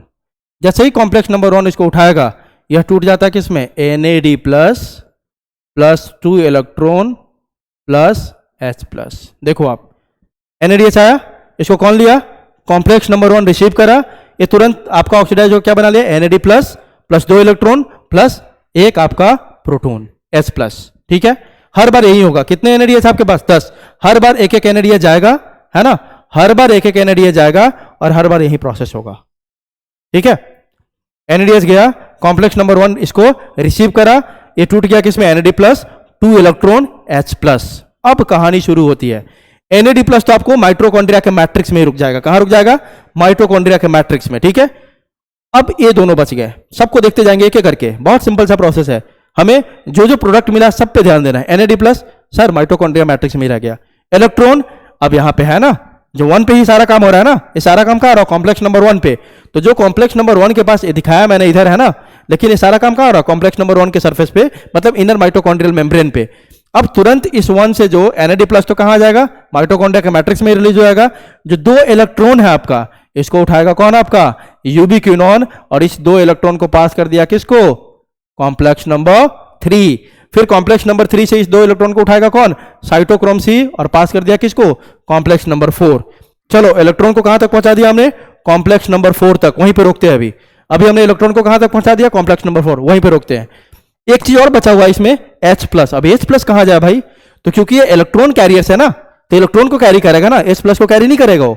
H+ कहां जाके जमा होते जाएगा, हर बार जो NADH टूटेगा आपका एक H+ यहां पे आके जमा होगा। यही प्रोसेस बस सिंपल सा याद रखना है। NADH आया, कॉम्प्लेक्स 1 लिया, यह टूट गया NAD+, 2 इलेक्ट्रॉन हाइड्रोजन में, है ना, H+ में। अब NAD आपका मैट्रिक्स में रह जाएगा, 2 इलेक्ट्रॉन को यहां से उठा के ऐसे पास करके कहां पहुंचा देगा, कॉम्प्लेक्स नंबर 4 तक। और जो हर बार एक बार आपका NADH टूटेगा ना, हर बार यही होगा, 2 इलेक्ट्रॉन आगे बढ़ेगा, एक H+ इसमें जमा होगा, 2 इलेक्ट्रॉन आगे बढ़ेगा, एक H+ यहां जमा होगा, 2 इलेक्ट्रॉन आगे बढ़ेगा, एक H+ जमा होगा यहां पे। तो इसका मतलब क्या है कि हर बार आप क्या देख रहे हो, यहां पे धीरे धीरे किसका एक्युमुलेशन होते जा रहा है, H+ का। कहां पे, इनर माइटोकॉन्ड्रियल मेम्ब्रेन, सॉरी कहां पे होते जा रहा है, पेरी माइटोकॉन्ड्रियल स्पेस में, जो स्पेस है आउटर और इनर मेम्ब्रेन के बीच में, है ना, उसको इंटर माइटोकॉन्ड्रियल स्पेस भी बोलते हैं, ठीक है, दो मेम्ब्रेन के बीच के स्पेस को। तो आप देख रहे हो कि पेरी माइटोकॉन्ड्रियल स्पेस में बहुत ज्यादा H+ का कॉन्सेंट्रेशन बढ़ते जा रहा है, ठीक है। तो इतना समझ में आया सबको कि H+ कहां जमा होते जा रहा है, पेरी माइटोकॉन्ड्रियल स्पेस में, और इलेक्ट्रॉन को कहां तक पहुंचा दिया हमने, 4 तक, कॉम्प्लेक्स नंबर 4। अब देखते हैं आगे इलेक्ट्रॉन का जर्नी क्या होगा। अब देखो हर बार यही होगा, जो 2 इलेक्ट्रॉन इधर आ रहे थे ना, वो कॉम्प्लेक्स नंबर 4 से फिर से कहां आ जाएंगे, माइटोकॉन्ड्रिया के मैट्रिक्स में। ध्यान दो, फिर से कहां आ गए, माइटोकॉन्ड्रिया के मैट्रिक्स में। और माइटोकॉन्ड्रिया के मैट्रिक्स में जैसे ही आएंगे ना, इसको ऑक्सीजन रिसीव कर लेगा, और प्लस पहले से आप जानते हो मैट्रिक्स में हाइड्रोजन प्रेजेंट है ना, हटाइए मैट्रिक्स में बहुत सारा हाइड्रोजन। तो देखो ये 2 इलेक्ट्रॉन ऊपर से आ गया कॉम्प्लेक्स नंबर 4 से, कहां पे, मैट्रिक्स में। इस मैट्रिक्स में ऑलरेडी पहले से जो ऑक्सीजन है, वो ऑक्सीजन इस दोनों इलेक्ट्रॉन को रिसीव करेगा और हाइड्रोजन को भी रिसीव करेगा और बना लेगा क्या, आपका H2O। हमेशा यही होगा, जो इलेक्ट्रॉन इधर पास हो रहा है ना, 4 तक आया, 4 के बाद नीचे आ गया मैट्रिक्स में, मैट्रिक्स में इसको तुरंत क्या करेगा, एक्सेप्ट करेगा, कौन, ऑक्सीजन, है ना। और ये ऑक्सीजन दूसरा किसको लेगा मैट्रिक्स से, H+ को, और बना लेगा H2O। इसीलिए एनसीईआरटी में आप लाइन देखोगे ना, लिखा होगा एक, oxygen is the final acceptor of किसका, इलेक्ट्रॉन का भी और H+ का भी। ये लाइन लिखा हुआ है, oxygen is the final acceptor of electron and hydrogen ion. तो देखो इलेक्ट्रॉन का भी, ये हाइड्रोजन आयन कहां से है, इसमें ऑलरेडी मैट्रिक्स में था, ठीक है, ऑलरेडी मैट्रिक्स में रहता है पहले से हाइड्रोजन आयन। तो इसको कंबाइन करके क्या बना दिया, H2O, और प्लस यह वाला जो हाइड्रोजन जितनी बार निकल रहा है सब जमा होते जा रहा है कहां पे, पेरी माइटोकॉन्ड्रियल स्पेस में। अब इस रिजल्ट क्या होगा, इसको देखो तो इसका अगर रिजल्ट ये होगा कि सर मैट्रिक्स में H+ का कॉन्सेंट्रेशन बहुत कम होते जा रहा है, और पेरी माइटोकॉन्ड्रियल स्पेस में H+ का कॉन्सेंट्रेशन बढ़ते जा रहा है। कैसे कम हो रहा है, एक तो जो प्रोसेस आपका हो रहा है, जो टूट रहा है NADH, इसके कारण जो हाइड्रोजन निकल रहा है ये भी जाके जमा होते जा रहा है कहां पे, पेरी माइटोकॉन्ड्रियल स्पेस में। और दूसरा देखो, जो ऑलरेडी मैट्रिक्स में पहले से जो हाइड्रोजन प्रेजेंट है, उसको भी उठा उठा के ऑक्सीजन वाटर में कन्वर्ट करते जा रहा है। तो ओवरऑल आप देखोगे, अगर अलग डायग्राम में दिखा है तो क्या हो गया ओवरऑल, ये देखो ओवरऑल हो गया कि यहां पे H+ का कॉन्सेंट्रेशन बहुत बढ़ते चला गया, और अंदर में H+ का कॉन्सेंट्रेशन क्या हो गया, घटते चला गया, है ना। मतलब प्रोटोन ग्रेडियंट क्रिएट हो गया। प्रोटोन ग्रेडियंट मतलब अक्रॉस द मेम्ब्रेन क्या हुआ, आपका हाइड्रोजन आयन का डिफरेंस हो गया, बाहर में बहुत ज्यादा हाइड्रोजन आयन हो गया और मैट्रिक्स में बहुत कम हो गया। This difference in electron concentration, sorry, proton concentration is called proton gradient. ये जो आपका डिफरेंस क्रिएट हो गया, अंदर में लो कॉन्सेंट्रेशन, बाहर में हाई कॉन्सेंट्रेशन, बाहर कहां, पेरी माइटोकॉन्ड्रियल स्पेस में, इसी को बोलते हैं अपन प्रोटोन ग्रेडियंट। और यह प्रोटोन ग्रेडियंट का बनना बहुत जरूरी है। क्यों, जैसे ही ये प्रोटोन ग्रेडियंट बना आपका, मतलब क्या, यहां सर कॉन्सेंट्रेशन ज्यादा हो गया और अंदर में कम हो गया, आपका 5वां कॉम्प्लेक्स जो होता है जिसको बोलते हैं ATP सिंथेज, एक्टिवेट हो गया। जब तक प्रोटोन ग्रेडियंट नहीं बनेगा ना, यह जो 5वां कॉम्प्लेक्स है आपका एक्टिवेट नहीं होगा। जैसे ही आपका 5वां आपका प्रोटोन ग्रेडियंट बना, यह आपका कॉम्प्लेक्स नंबर 5 क्या हो गया, एक्टिवेट हो गया। अब एक्टिवेट हो गया तो क्या करेगा, अब दिखाते इसको, इस प्रोसेस को हटा रहा हूं मैं, अब अलग से समझा रहा हूं आपको। अब होगा क्या आगे, देखो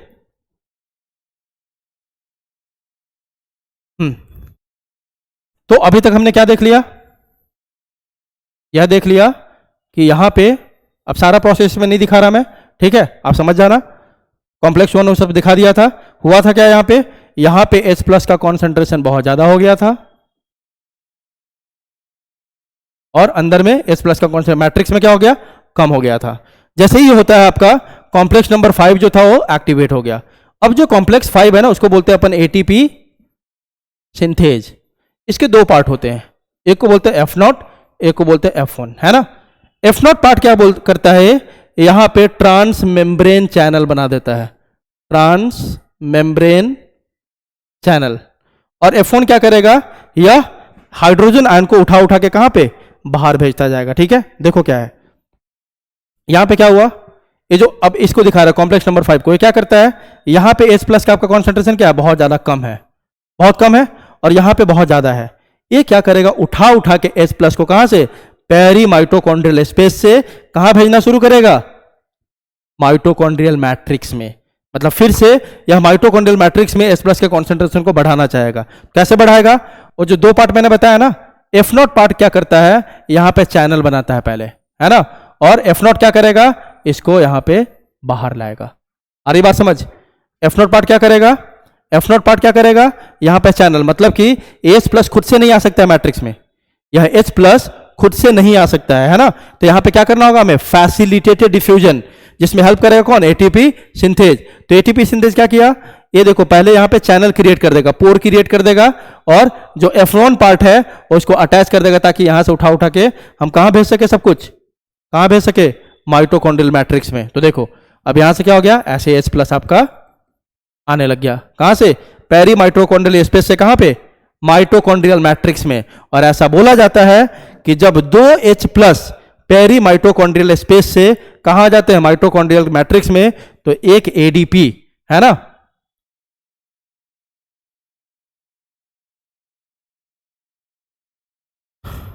देखो जैसे ही दो H प्लस ऐसे करके एक आया, फिर दूसरा आएगा ना, तो बोला जाता है कि मैट्रिक्स में ऑलरेडी आपका क्या प्रेजेंट है, एडीपी, इसका फॉस्फोराइलेशन होगा, कितने H प्लस आ जाएंगे, तो 2H प्लस, और ये बन गया ATP. This is called oxidative phosphorylation, है ना। होप आपको समझ में आया होगा। हुआ कुछ नहीं सर, मैट्रिक्स में एनएडीएच था, उसको कॉम्प्लेक्स वन लिया, जैसे ही एनएडीएच कॉम्प्लेक्स वन से जुड़ता है वो ऑक्सीडाइज हो गया किसमें, NAD plus plus 2 electron plus hydrogen, electron आगे मूव करते करते यहाँ कहाँ आया, कॉम्प्लेक्स नंबर 4 पे, और हाइड्रोजन जाके कहाँ जमा होते गया, पेरी माइटोकॉन्ड्रियल स्पेस में, है ना। इसके कारण क्या हुआ, फिर जो इलेक्ट्रॉन आपका यहाँ आ गया था 4 नंबर पे, वो अंदर आ गया मैट्रिक्स में, वो ऑक्सीजन के साथ कंबाइन होगा और बना लेगा वाटर, है ना। तो इसके रिजल्ट में क्या हुआ, एक प्रोटॉन ग्रेडियंट का फॉर्मेशन हो गया, मतलब पेरी माइटोकॉन्ड्रियल स्पेस में प्रोटॉन ज्यादा और मैट्रिक्स में कम, तो there is formation of a proton gradient. अब जैसे ही वो प्रोटॉन ग्रेडियंट बनता है, कॉम्प्लेक्स नंबर 5 एक्टिवेट हो जाता है, और वह क्या करेगा, फिर से प्रोटॉन ग्रेडियंट को ब्रेक करना चाहेगा। प्रोटॉन ग्रेडियंट क्या करेगा, ब्रेक मतलब फिर से यहां से उठा उठा के H प्लस को कहां भेजना शुरू करेगा, माइटोकॉन्ड्रिया के मैट्रिक्स में, कौन, एटीपी सिंथेज। कैसे, एफ नॉट पार्ट इसमें चैनल बनाएगा, क्योंकि ये खुद से नहीं आ सकता है, तो फैसिलिटेटेड डिफ्यूजन करेगा high concentration to low concentration, और F1 क्या करेगा, ये ट्रांसपोर्ट करता जाएगा H प्लस को कहां पे, मैट्रिक्स में। ऐसा माना जाता है कि जो दो H प्लस आपका आता है मैट्रिक्स में, कहां से, पेरी माइटोकॉन्ड्रियल स्पेस से, तो इतना एनर्जी लेके आता है अपने साथ कि एक एडीपी से आपका एक एटीपी बन जाता है, मतलब फॉस्फोराइलेशन हो जाता है। Phosphorylation means addition of phosphate into ADP to form ATP. इस तरह से आपका क्या बन गया, ATP. This is all about ETS and oxidative phosphorylation. Phosphorylation मतलब process of formation of ATP, और एटीएस को साथ में क्यों लिया, क्योंकि सारा इलेक्ट्रॉन ट्रांसपोर्ट के कारण ही सारा गेम हो रहा है आपका, है ना। ये सारा इलेक्ट्रॉन ट्रांसपोर्ट हुआ, तभी आपका यहाँ पे क्या बना, प्रोटॉन ग्रेडियंट बना। प्रोटॉन ग्रेडियंट बनने के कारण क्या हुआ, यहाँ पे आपका जो एटीपी सिंथेटेज एंजाइम है वो एक्टिवेट हुआ, और तब जाके आपका एटीपी सिंथेसिस हुआ। इसलिए अपन एटीएस और ऑक्सीडेटिव फॉस्फोराइलेशन को एक साथ स्टडी करते हैं। अब आते हैं अपन, तो हमने क्या किया, ऐसे ही करके सारा एनएडीएच आपका कन्वर्ट हो जाएगा किसमें, एटीपी में, है ना। इसको आप याद रखोगे, दो H प्लस जब आता है तो इतना एनर्जी आ जाता है कि फॉस्फोराइलेशन हो जाए एक एडीपी का और बन जाए एटीपी। अब अपन देखते हैं एफएडीएस पाथवे। एफएडीएस पाथवे में कुछ भी अलग नहीं है, बस you need to change the complex. याद है ना, इसमें हमने लिखा था क्या, 2 3 ऐसे करके, वहां पे क्या होगा, कॉम्प्लेक्स नंबर 1 नहीं होगा एफएडीएस में। सीधे शुरुआत करेंगे complex number 2 3 4 and 5, same process. अब बस एक कॉम्प्लेक्स अलग हो गया, सेम कहानी को हम कैरी ऑन कर देंगे, एग्जैक्टली रिपीट। बस एक कॉम्प्लेक्स उसमें कौन था, वह यहां पे कौन नहीं होगा, 1 नहीं होगा, यहां पे होगा 2 3 4 5, वहां पे था 1 3 4 5, बस डिफरेंस इतना ही है। फिर उसी तरह से एफएडीएस भी आपका कन्वर्ट होता जाएगा किसमें, एटीपी में। एग्जैक्टली सेम प्रोसेस, कुछ भी चेंज नहीं, बस कॉम्प्लेक्स का चेंज है। तो इस तरह से फाइनली हमने क्या किया, सारे को कन्वर्ट कर दिया किसमें, अब एटीपी में, है ना। तो अब हमारे पास क्या बचा, बस एटीपी। अब जो अगला टॉपिक आता है हमारा, दैट इज बैलेंस शीट, है ना। अब यही बैलेंस शीट तो अपन को देखना है अब, ठीक है। जो सारा हमने पढ़ा, अब इन सब के बाद एक बार बैलेंस शीट समरी करते हैं, कितना एटीपी कहां बना, कहां पे कहां गया, ठीक है। सारा देखते हैं बैलेंस शीट अपन। तो देखो ध्यान दो, बैलेंस शीट की बात करें, रेस्पिरेटरी बैलेंस शीट देख रहे हैं अपन, क्या देख रहे हैं, रेस्पिरेटरी बैलेंस शीट।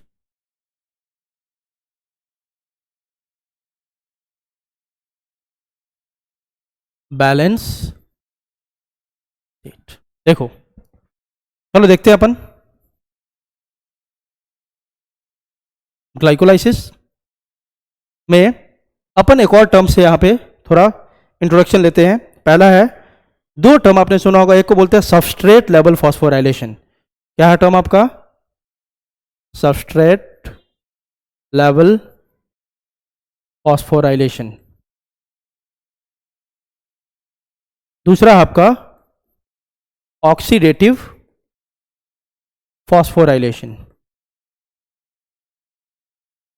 ठीक है, सब्सट्रेट लेवल फॉस्फोराइलेशन क्या है? जहां पे डायरेक्टली एटीपी बन गया था, जैसे आपने ग्लाइकोलिसिस में देखा था, कोई भी ईटीएस का यूज नहीं किया था हमने, है ना, वहां पे सीधे सीधे एटीपी बना था। ठीक है, तो जहां पे सीधा एटीपी बन रहा है आपका, उसको बोलते हैं सबस्ट्रेट लेवल फॉस्फोराइलेशन।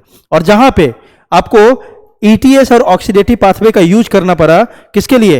एटीपी के फॉर्मेशन के लिए, तो उसको बोलेंगे अपन ऑक्सीडेटिव फॉस्फोराइलेशन। क्योंकि वहां पे आपको ऑक्सीडेटिव फॉस्फोराइलेशन क्यों बोला हमने? क्योंकि देखो सिंपल सी बात, अगर सिंपल लैंग्वेज में समझे तो अपन ऐसे बोल सकते हैं, जहां पे भी आपने NADH से एटीपी बनाया है, या जहां पे भी आपने FADH से एटीपी बनाया है, उन सबको बोल देंगे क्या अपन? ऑक्सीडेटिव क्या? फॉस्फोराइलेशन। ठीक है, और जहां पे डायरेक्टली सीधे एटीपी बन गया था ना, उसको बोलेंगे सबस्ट्रेट लेवल। तो अपन दोनों को बांट के देख लेंगे कि कहां पे ऑक्सीडेटिव फॉस्फोराइलेशन से बन रहा है और कहां पे सबस्ट्रेट लेवल से बन रहा है। ठीक है, बहुत सिंपल सा है, सिंपल सी बात। जो NADH और FADH को कन्वर्ट किया ना अपने एटीपी में, तो उसके लिए यूज करना पड़ा ETS, और है ना, तो उसको बोल देंगे अपन ऑक्सीडेटिव फॉस्फोराइलेशन का रिजल्ट। और जहां पे हमें इसकी जरूरत नहीं पड़ी है, जहां पे ओरिजिनली एटीपी बन गया था पहले से ही, जीटीपी भी आएगा उसमें, है ना, जीटीपी भी किसके अंदर आएगा? सबस्ट्रेट लेवल फॉस्फोराइलेशन के अंदर। तो देखो अब अपन समरी कर सकते हैं। चलो यहां देखो,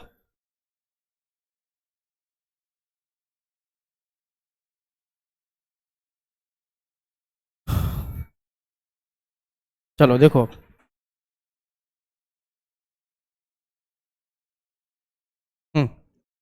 तो ग्लाइकोलाइसिस में देखते हैं, पहले यहां पे लिख दे रहा हूं मैं, सबस्ट्रेट लेवल फॉस्फोराइलेशन से कितना मिला, ऑक्सीडेटिव फॉस्फोराइलेशन से कितना मिला,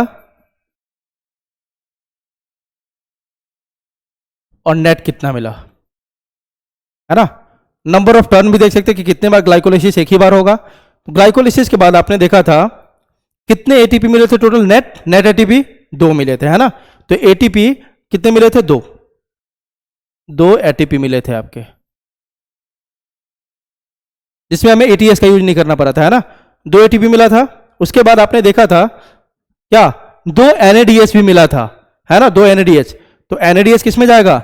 ऑक्सीडेटिव फॉस्फोराइलेशन में, है ना। 2 NADH मिला था ना, तो 2 NADH से कितने एटीपी? 6 या 4 लिख रहा हूं मैं, क्यों बताऊंगा। अभी क्या है, तो 2 NADH को ब्रेक करेंगे तो या तो 6 मिलेगा। अपन अभी देखा हमने NADH को ब्रेक करने के बाद एक NADH को ब्रेक करा तो 3 ATP, तो उस हिसाब से कितने होती है? 6। फिर 4 क्यों लिख रहा हो वो बताऊंगा मैं, क्योंकि NADH से हमने ATP निकाला तो किसके अंदर आएगा? ऑक्सीडेटिव। वो डायरेक्ट बना था तो वहां पे 2 लिख दिया। तो नेट कितना मिला आपको? देखो तो टोटल या तो 8 बोल सकते हैं या 6। 8 और 6, अगर 6 लेते हैं तो 6 + 2 कितने? 8। अगर अपन 4 लेते हैं तो कितने हो जाएंगे? 6। ध्यान दो, बस सुनते जाओ। उसके बाद अपन देखते हैं दूसरा कौन सा था? Link reaction. लिंक रिएक्शन में क्या मिला था हमें? 2 NADH। तो NADH है ना, तो उससे 6 ATP, लेकिन किसके अंदर आएगा? किसके अंदर आएगा? ऑक्सीडेटिव फॉस्फोराइलेशन के अंदर, क्योंकि हमें 2 NADH मिला था। यहाँ पे लिख देते ऊपर भी हम 2 NADH मिला था, इसलिए 6 ATP, है ना। उसके इसका मतलब क्या है? नेट क्या हो गया हमारे पास? 6 ATP यहां से मिल गया। चलो अब आते हैं अपन, लिंक रिएक्शन कितनी बार होगा? 2 बार, क्योंकि एक बार आपका एक पायरुवेट के लिए, दूसरी बार दूसरे पायरुवेट के लिए। अब आते हैं क्रेब्स साइकिल। क्रेब्स साइकिल भी 2 बार करना होगा, क्योंकि 2 मॉलिक्यूल्स मिले थे हमें, है ना। अब चलो इसमें देखते हैं टोटल कितने मिले थे? 6 NADH, अगर याद हो तो कितने मिले थे? 6 NADH। मतलब इसी के अंदर आएगा ऑक्सीडेटिव के अंदर, मतलब कितने ATP हो गए? 18 ATP ये हो गया। 2 आपको FADH भी मिला था, तो 2 FADH भी लिख लेते हैं। 2 FADH से क्या हो गए? कितने? 4 ATP इससे मिल गए। उसके बाद और क्या मिला था? GTP भी था, याद है ना। 2 GTP बनाएगा तो GTP इसके अंदर आएगा, किसके अंदर? सबस्ट्रेट लेवल के अंदर। अब इसमें कंफ्यूज मत होना, सबस्ट्रेट लेवल किसको बोलते हैं? GTP नहीं लिखेंगे, या किस में कन्वर्ट हो चुका है? ATP में। कंफ्यूज मत होना, जहां पे सीधा सीधा ATP बना है ना, उसको लिख रहा है सबस्ट्रेट के अंदर, और जहां जहां हमने NADH या FADH को कन्वर्ट करना है ATP में, उसको लिखा है हमने ऑक्सीडेटिव के अंदर। तो कंफ्यूज नहीं होने का। 6 NADH 18, है ना, और 2 FADH क्या? 4। टोटल कितने हो गए? देखो तो 18 + 4 22 ATP, और 2 इधर भी है ना, डायरेक्ट ATP, तो 24 ATP। चलो प्लस करते हैं, देखो तो 24 + 6 30, और अगर 8 लेते हैं तो 38, और अगर 6 लेते हैं तो कितना आएगा? 36 ATP। बोलेंगे सर ये क्या है 38 और 36, तो आप ध्यान दो, हमने अब यहां पे याद रखो शटल सिस्टम पढ़ा था, याद है? शटल सिस्टम में क्या देखा था हमने कि यह प्रोसेस कहां हो रहा था ग्लाइकोलाइसिस? साइटोप्लाज्म में, है ना? तो साइटोप्लाज्म में हमने देखा था कि जो NADH था साइटोप्लाज्म के अंदर, इसको ट्रांसपोर्ट करना था माइटोकॉन्ड्रिया के मैट्रिक्स में, तो हमने बोला था शटल सिस्टम का यूज करते हैं, है ना? तो माइटोकॉन्ड्रिया में किस में भेजना है? यूकैरियोट में। माइटोकॉन्ड्रिया यूकैरियोट में होता है, तो माना जाता है ऐसा कि यूकैरियोट में जब इस 2 NADH को हम भेज रहे थे कहां पे? माइटोकॉन्ड्रिया के मैट्रिक्स में ना, तो यह जो 6 ATP देना चाहिए NADH को, इसमें से 2 ATP ये यूज कर लेता है। आ रही बात समझ? क्या बोला मैंने कि जब इसको साइटोप्लाज्म से, ग्लाइकोलाइसिस कहां होता है? साइटोप्लाज्म में। जब साइटोप्लाज्म से इस 2 NADH को अपन कहां भेज रहे हैं? माइटोकॉन्ड्रिया के मैट्रिक्स में, तो होना चाहिए 6, लेकिन इसमें से 2 ATP इस ट्रांसपोर्ट में यूज हो जाता है, इसीलिए कितना नेट ATP मिलता है हमें? 4 ATP। तो ये 4 ATP आप बोल सकते हो कि यूकैरियोट के केस में होगा, क्योंकि प्रोकैरियोट में सारा प्रोसेस कहां हो रहा है? साइटोप्लाज्म में, तो वहां पे शटल सिस्टम की जरूरत नहीं है। तो अपन ऐसा बोल सकते हैं कि प्रोकैरियोट में टोटल एरोबिक रेस्पिरेशन के बाद जो ATP बनता है 38, और यूकैरियोट में कितना होता है? 36, क्योंकि ऐसा माना जाता है कि during the transport of NADH from cytoplasm to mitochondrial matrix there is utilisation of 2 ATP, hence there is net 4 ATP।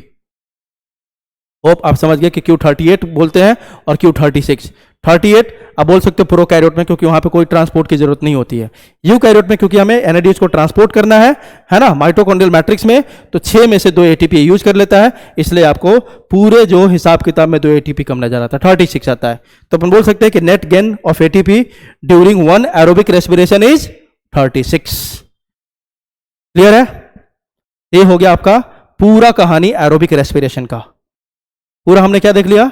Aerobic respiration. ठीक है, होप आपको समझ में आया होगा पूरी बहुत। चलो आगे देखते हैं। तो हमने ये देख लिया, पूरा कॉम्प्लेक्सेस देख लिया था हमने। अगला क्या है? Amphibolic pathway. अपन रेस्पिरेशन को क्या बोलते हैं? Amphibolic pathway. एम्फीबॉलिक का मतलब समझा दिया था मैंने कि यहां पे क्या होगा? Catabolism plus anabolism. अब एनाबोलिज्म कैटाबोलिज्म तो होप आप समझते हो क्या होता है। कैटाबोलिज्म मीन्स एक लार्ज मॉलिक्यूल्स को छोटे छोटे मॉलिक्यूल्स में ब्रेक कर देना, दैट इज कॉल्ड कैटाबोलिज्म। जैसे आप डाइजेशन करते हो, कॉम्प्लेक्स फूड मटेरियल को छोटे छोटे पार्ट में बांट देते हो आप, है ना, सिंपलर फॉर्म में, दैट इज कैटाबोलिज्म। और छोटे छोटे मॉलिक्यूल्स को मिला के एक लार्ज मॉलिक्यूल को बनाना, दैट इज कॉल्ड एनाबोलिज्म। तो अपन रेस्पिरेशन को क्या बोलते हैं? Amphibolic pathway. क्यों? देखो आप, ये सारे क्या आपके रेस्पिरेटरी सबस्ट्रेट है, फैट, कार्बोहाइड्रेट, प्रोटीन, है ना। कार्बोहाइड्रेट को हम हमेशा किस फॉर्म में तोड़ लेते हैं? ग्लूकोज के फॉर्म में, और तब उसको हम रेस्पायर करना शुरू करते हैं। देखो आप, तो इसको देख लेते हैं। सिंपल प्रोसेस क्या है आपका? ये this is glycolysis, fructose 1,6-A, ये सारा ग्लाइकोलाइसिस से बन गया आपका पायरुविक एसिड। पायरुविक एसिड से लिंक रिएक्शन हो गया, बन गया एसिटाइल कोएंजाइम। एसिटाइल कोएंजाइम कहां गया? क्रेब्स साइकिल में, CO2 बाहर निकला, H2O बाहर निकला, और इसके साथ साथ क्या निकलता है आपके साथ? एनर्जी, है ना। ये तो सीधा सीधा किसका है? आपका पूरा एरोबिक रेस्पिरेशन का फ्लो चार्ट दिया हुआ है। यहां पे देखो, फैट को अगर एस्पायर करना है तो फैट को पहले हमें तोड़ना होता है किसमें? फैटी एसिड्स एंड ग्लिसरॉल में। और दोनों का अलग अलग हो, ग्लिसरॉल ये पाथवे फॉलो कर रहा है और फैटी एसिड ये पाथवे फॉलो कर रहा है। मतलब ग्लिसरॉल पहले टूटेगा किसमें? डाई हाइड्रोक्सी एसीटोन फॉस्फेट, फिर इसमें ग्लिसरॉल 3 फॉस्फेट, फिर सेम साइकिल आ गया आपका पायरुविक एसिड, है ना, फिर वो कर लेगा अपना पूरा पाथवे। ग्लिसरॉल का देखो, इसका फैटी एसिड का क्या होता है? पहले बीटा ऑक्सीडेशन होता है, फिर ये बना लेता है एसिटाइल कोएंजाइम में, और एसिटाइल कोएंजाइम कहां एंटर कर गया?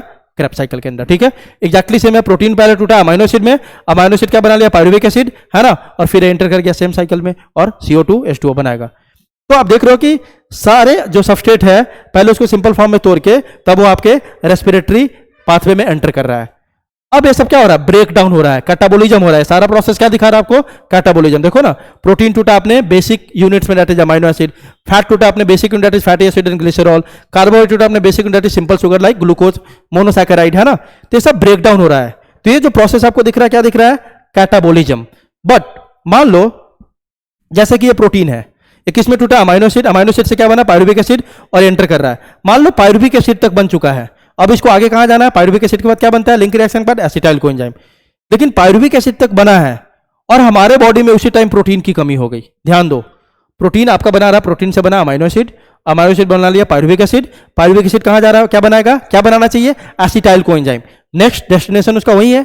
लेकिन मान लो पायरुविक एसिड तक बना हुआ, उसी समय हमारे बॉडी में कमी हो गई प्रोटीन की, यह पायरुविक एसिड आगे ना जाके फिर से बैक फ्लो कर, मतलब बैक चला जाएगा, मतलब ये फिर से पायरुविक एसिड क्या बना लेगा, अमाइनो एसिड, और अमाइनो एसिड से क्या बन जाएगा, प्रोटीन, मतलब एनाबोलिज्म हो जाएगा। इसी तरह मान लो ये फैटी एसिड क्या बना रहा है आपका, एसिटाइल कोएंजाइम है, और फिर ये आगे के साइकिल में जाना चाहिए, लेकिन एसिटाइल कोएंजाइम बना लिया और हमारे बॉडी को उसी समय जरूरत होगी फैटी एसिड की, यह एसिटाइल कोएंजाइम बैक हो जाएगा फिर से यहाँ पे और आके बना लेगा क्या, फैटी एसिड्स। मतलब ये तो कैटाबोलिज्म है, लेकिन जब जब बॉडी को जरूरत होगा ना, ये साइकिल से कहीं से भी बाहर वापस आके एनाबोलिज्म भी कर सकता है। तो क्योंकि कैटाबोलिज्म एनाबोलिज्म दोनों साथ में हो रहा है यहाँ पे, है ना, दोनों इन्वॉल्व इस प्रोसेस में, that's why respiration is called amphibolic pathway. Hope it's clear. चलो आगे देखते हैं।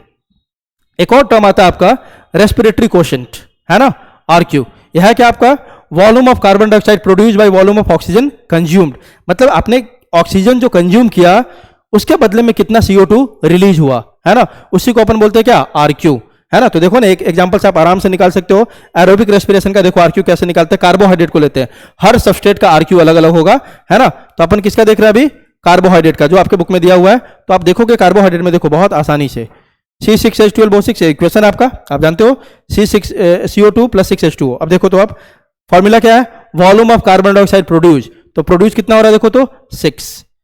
उसके बाद क्या है, volume of oxygen consume, consume कितना हो रहा है देखो तो 6। कंज्यूम मतलब यहाँ पे रेस्पिरेशन में जो जा रहा है 6 कंज्यूम हो रहा है, इसका मतलब रेशियो क्या आएगा, तो कार्बोहाइड्रेट का रेशियो हमेशा क्या आता है, 1। यही सारा रेशियो यहाँ दिया हुआ है, कार्बोहाइड्रेट का एक दिखा दिया मैंने कैसे, कितना होगा 1, प्रोटीन का इसके बीच में आएगा आपका, कीटोन का इसके बीच में आएगा, सबका रेशियो दिया हुआ है, किसके कितने कितने रेस्पिरेटरी कोशेंट होंगे।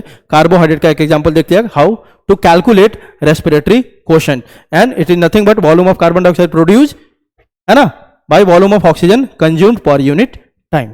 सिंपल। चलो आगे देखते हैं फाइनली अपन एनएरोबिक रेस्पिरेशन। तो चलो, जब हमने पढ़ना शुरू किया था रेस्पिरेशन, तो शुरू में मैंने बोला था आपको कि रेस्पिरेशन के 2 टाइप्स हो सकते हैं, aerobic respiration and anaerobic respiration. तो देखो, जो हमारा ग्लाइकोलाइसिस हुआ था, कॉमन पाथवे था, ग्लाइकोलाइसिस के बाद क्या मिल गया था हमें, पायरुवेट।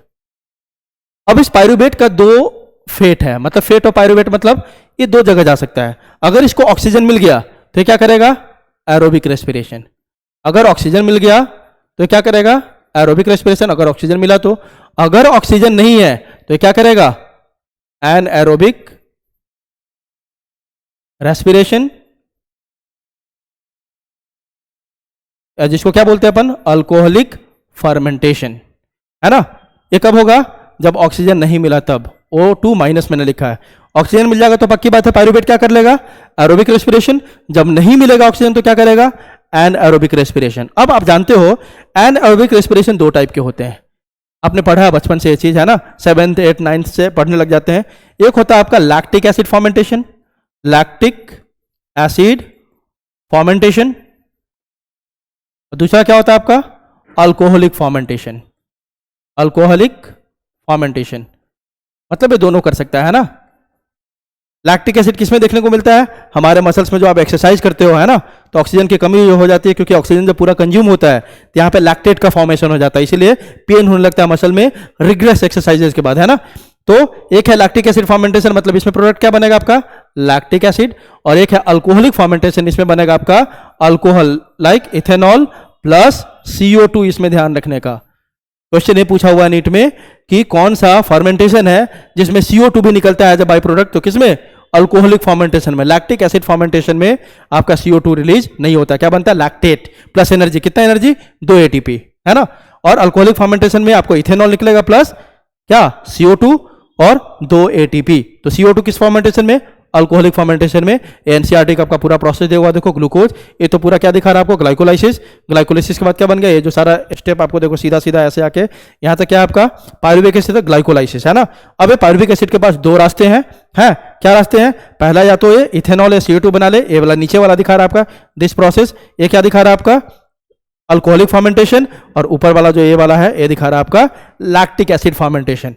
एक बात देखो क्या हो रहा है, जो NADH आपका बन रहा है कहां पे, ग्लाइकोलाइसिस में, सेम NADH यहां पे यूटिलाइज होता है during the process of fermentation, है ना। वहां पे देखो NADH बना और यहां पे सेम NADH यूज हो जाता है और बनता है NAD+, फिर NAD+ कहाँ चला गया, ग्लाइकोलाइसिस में, और फिर से कन्वर्ट हो जाएगा NADH में। प्रोसेस चलता रहता है ना। तो आपने देखा इस पूरे प्रोसेस में देखो तो लैक्टिक एसिड फर्मेंटेशन वाला ये प्रोसेस है, इसमें कहीं ATP बन रहा है क्या, नहीं बन रहा है। तो इसका मतलब ग्लाइकोलाइसिस में अल्कोहलिक फर्मेंटेशन में जिस ATP को अपन काउंट करते हैं वो कौन सा ATP है, ग्लाइकोलाइसिस वाला ATP ही है।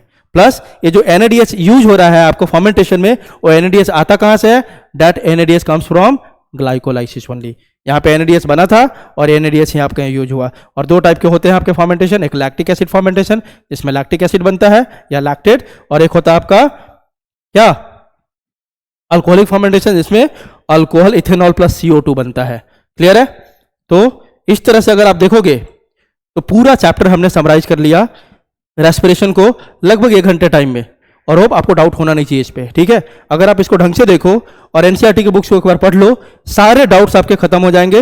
हाँ, जहां पे क्वेश्चंस आते हैं वहां पे आपको एनालाइज करना खुद से होगा कि क्वेश्चन देखो कैसे क्या है। हमने पूरा क्या पढ़ा, एक पूरा एरोबिक रेस्पिरेशन देखा। अब उसमें क्वेश्चन वैरी कर सकता है, 2 मॉलिक्यूल्स ऑफ एसिटाइल कोएंजाइम के लिए पूछ लेगा, 1 मॉलिक्यूल के लिए पूछ लेगा, कभी कभी 5 मॉलिक्यूल्स के लिए पूछ लेगा।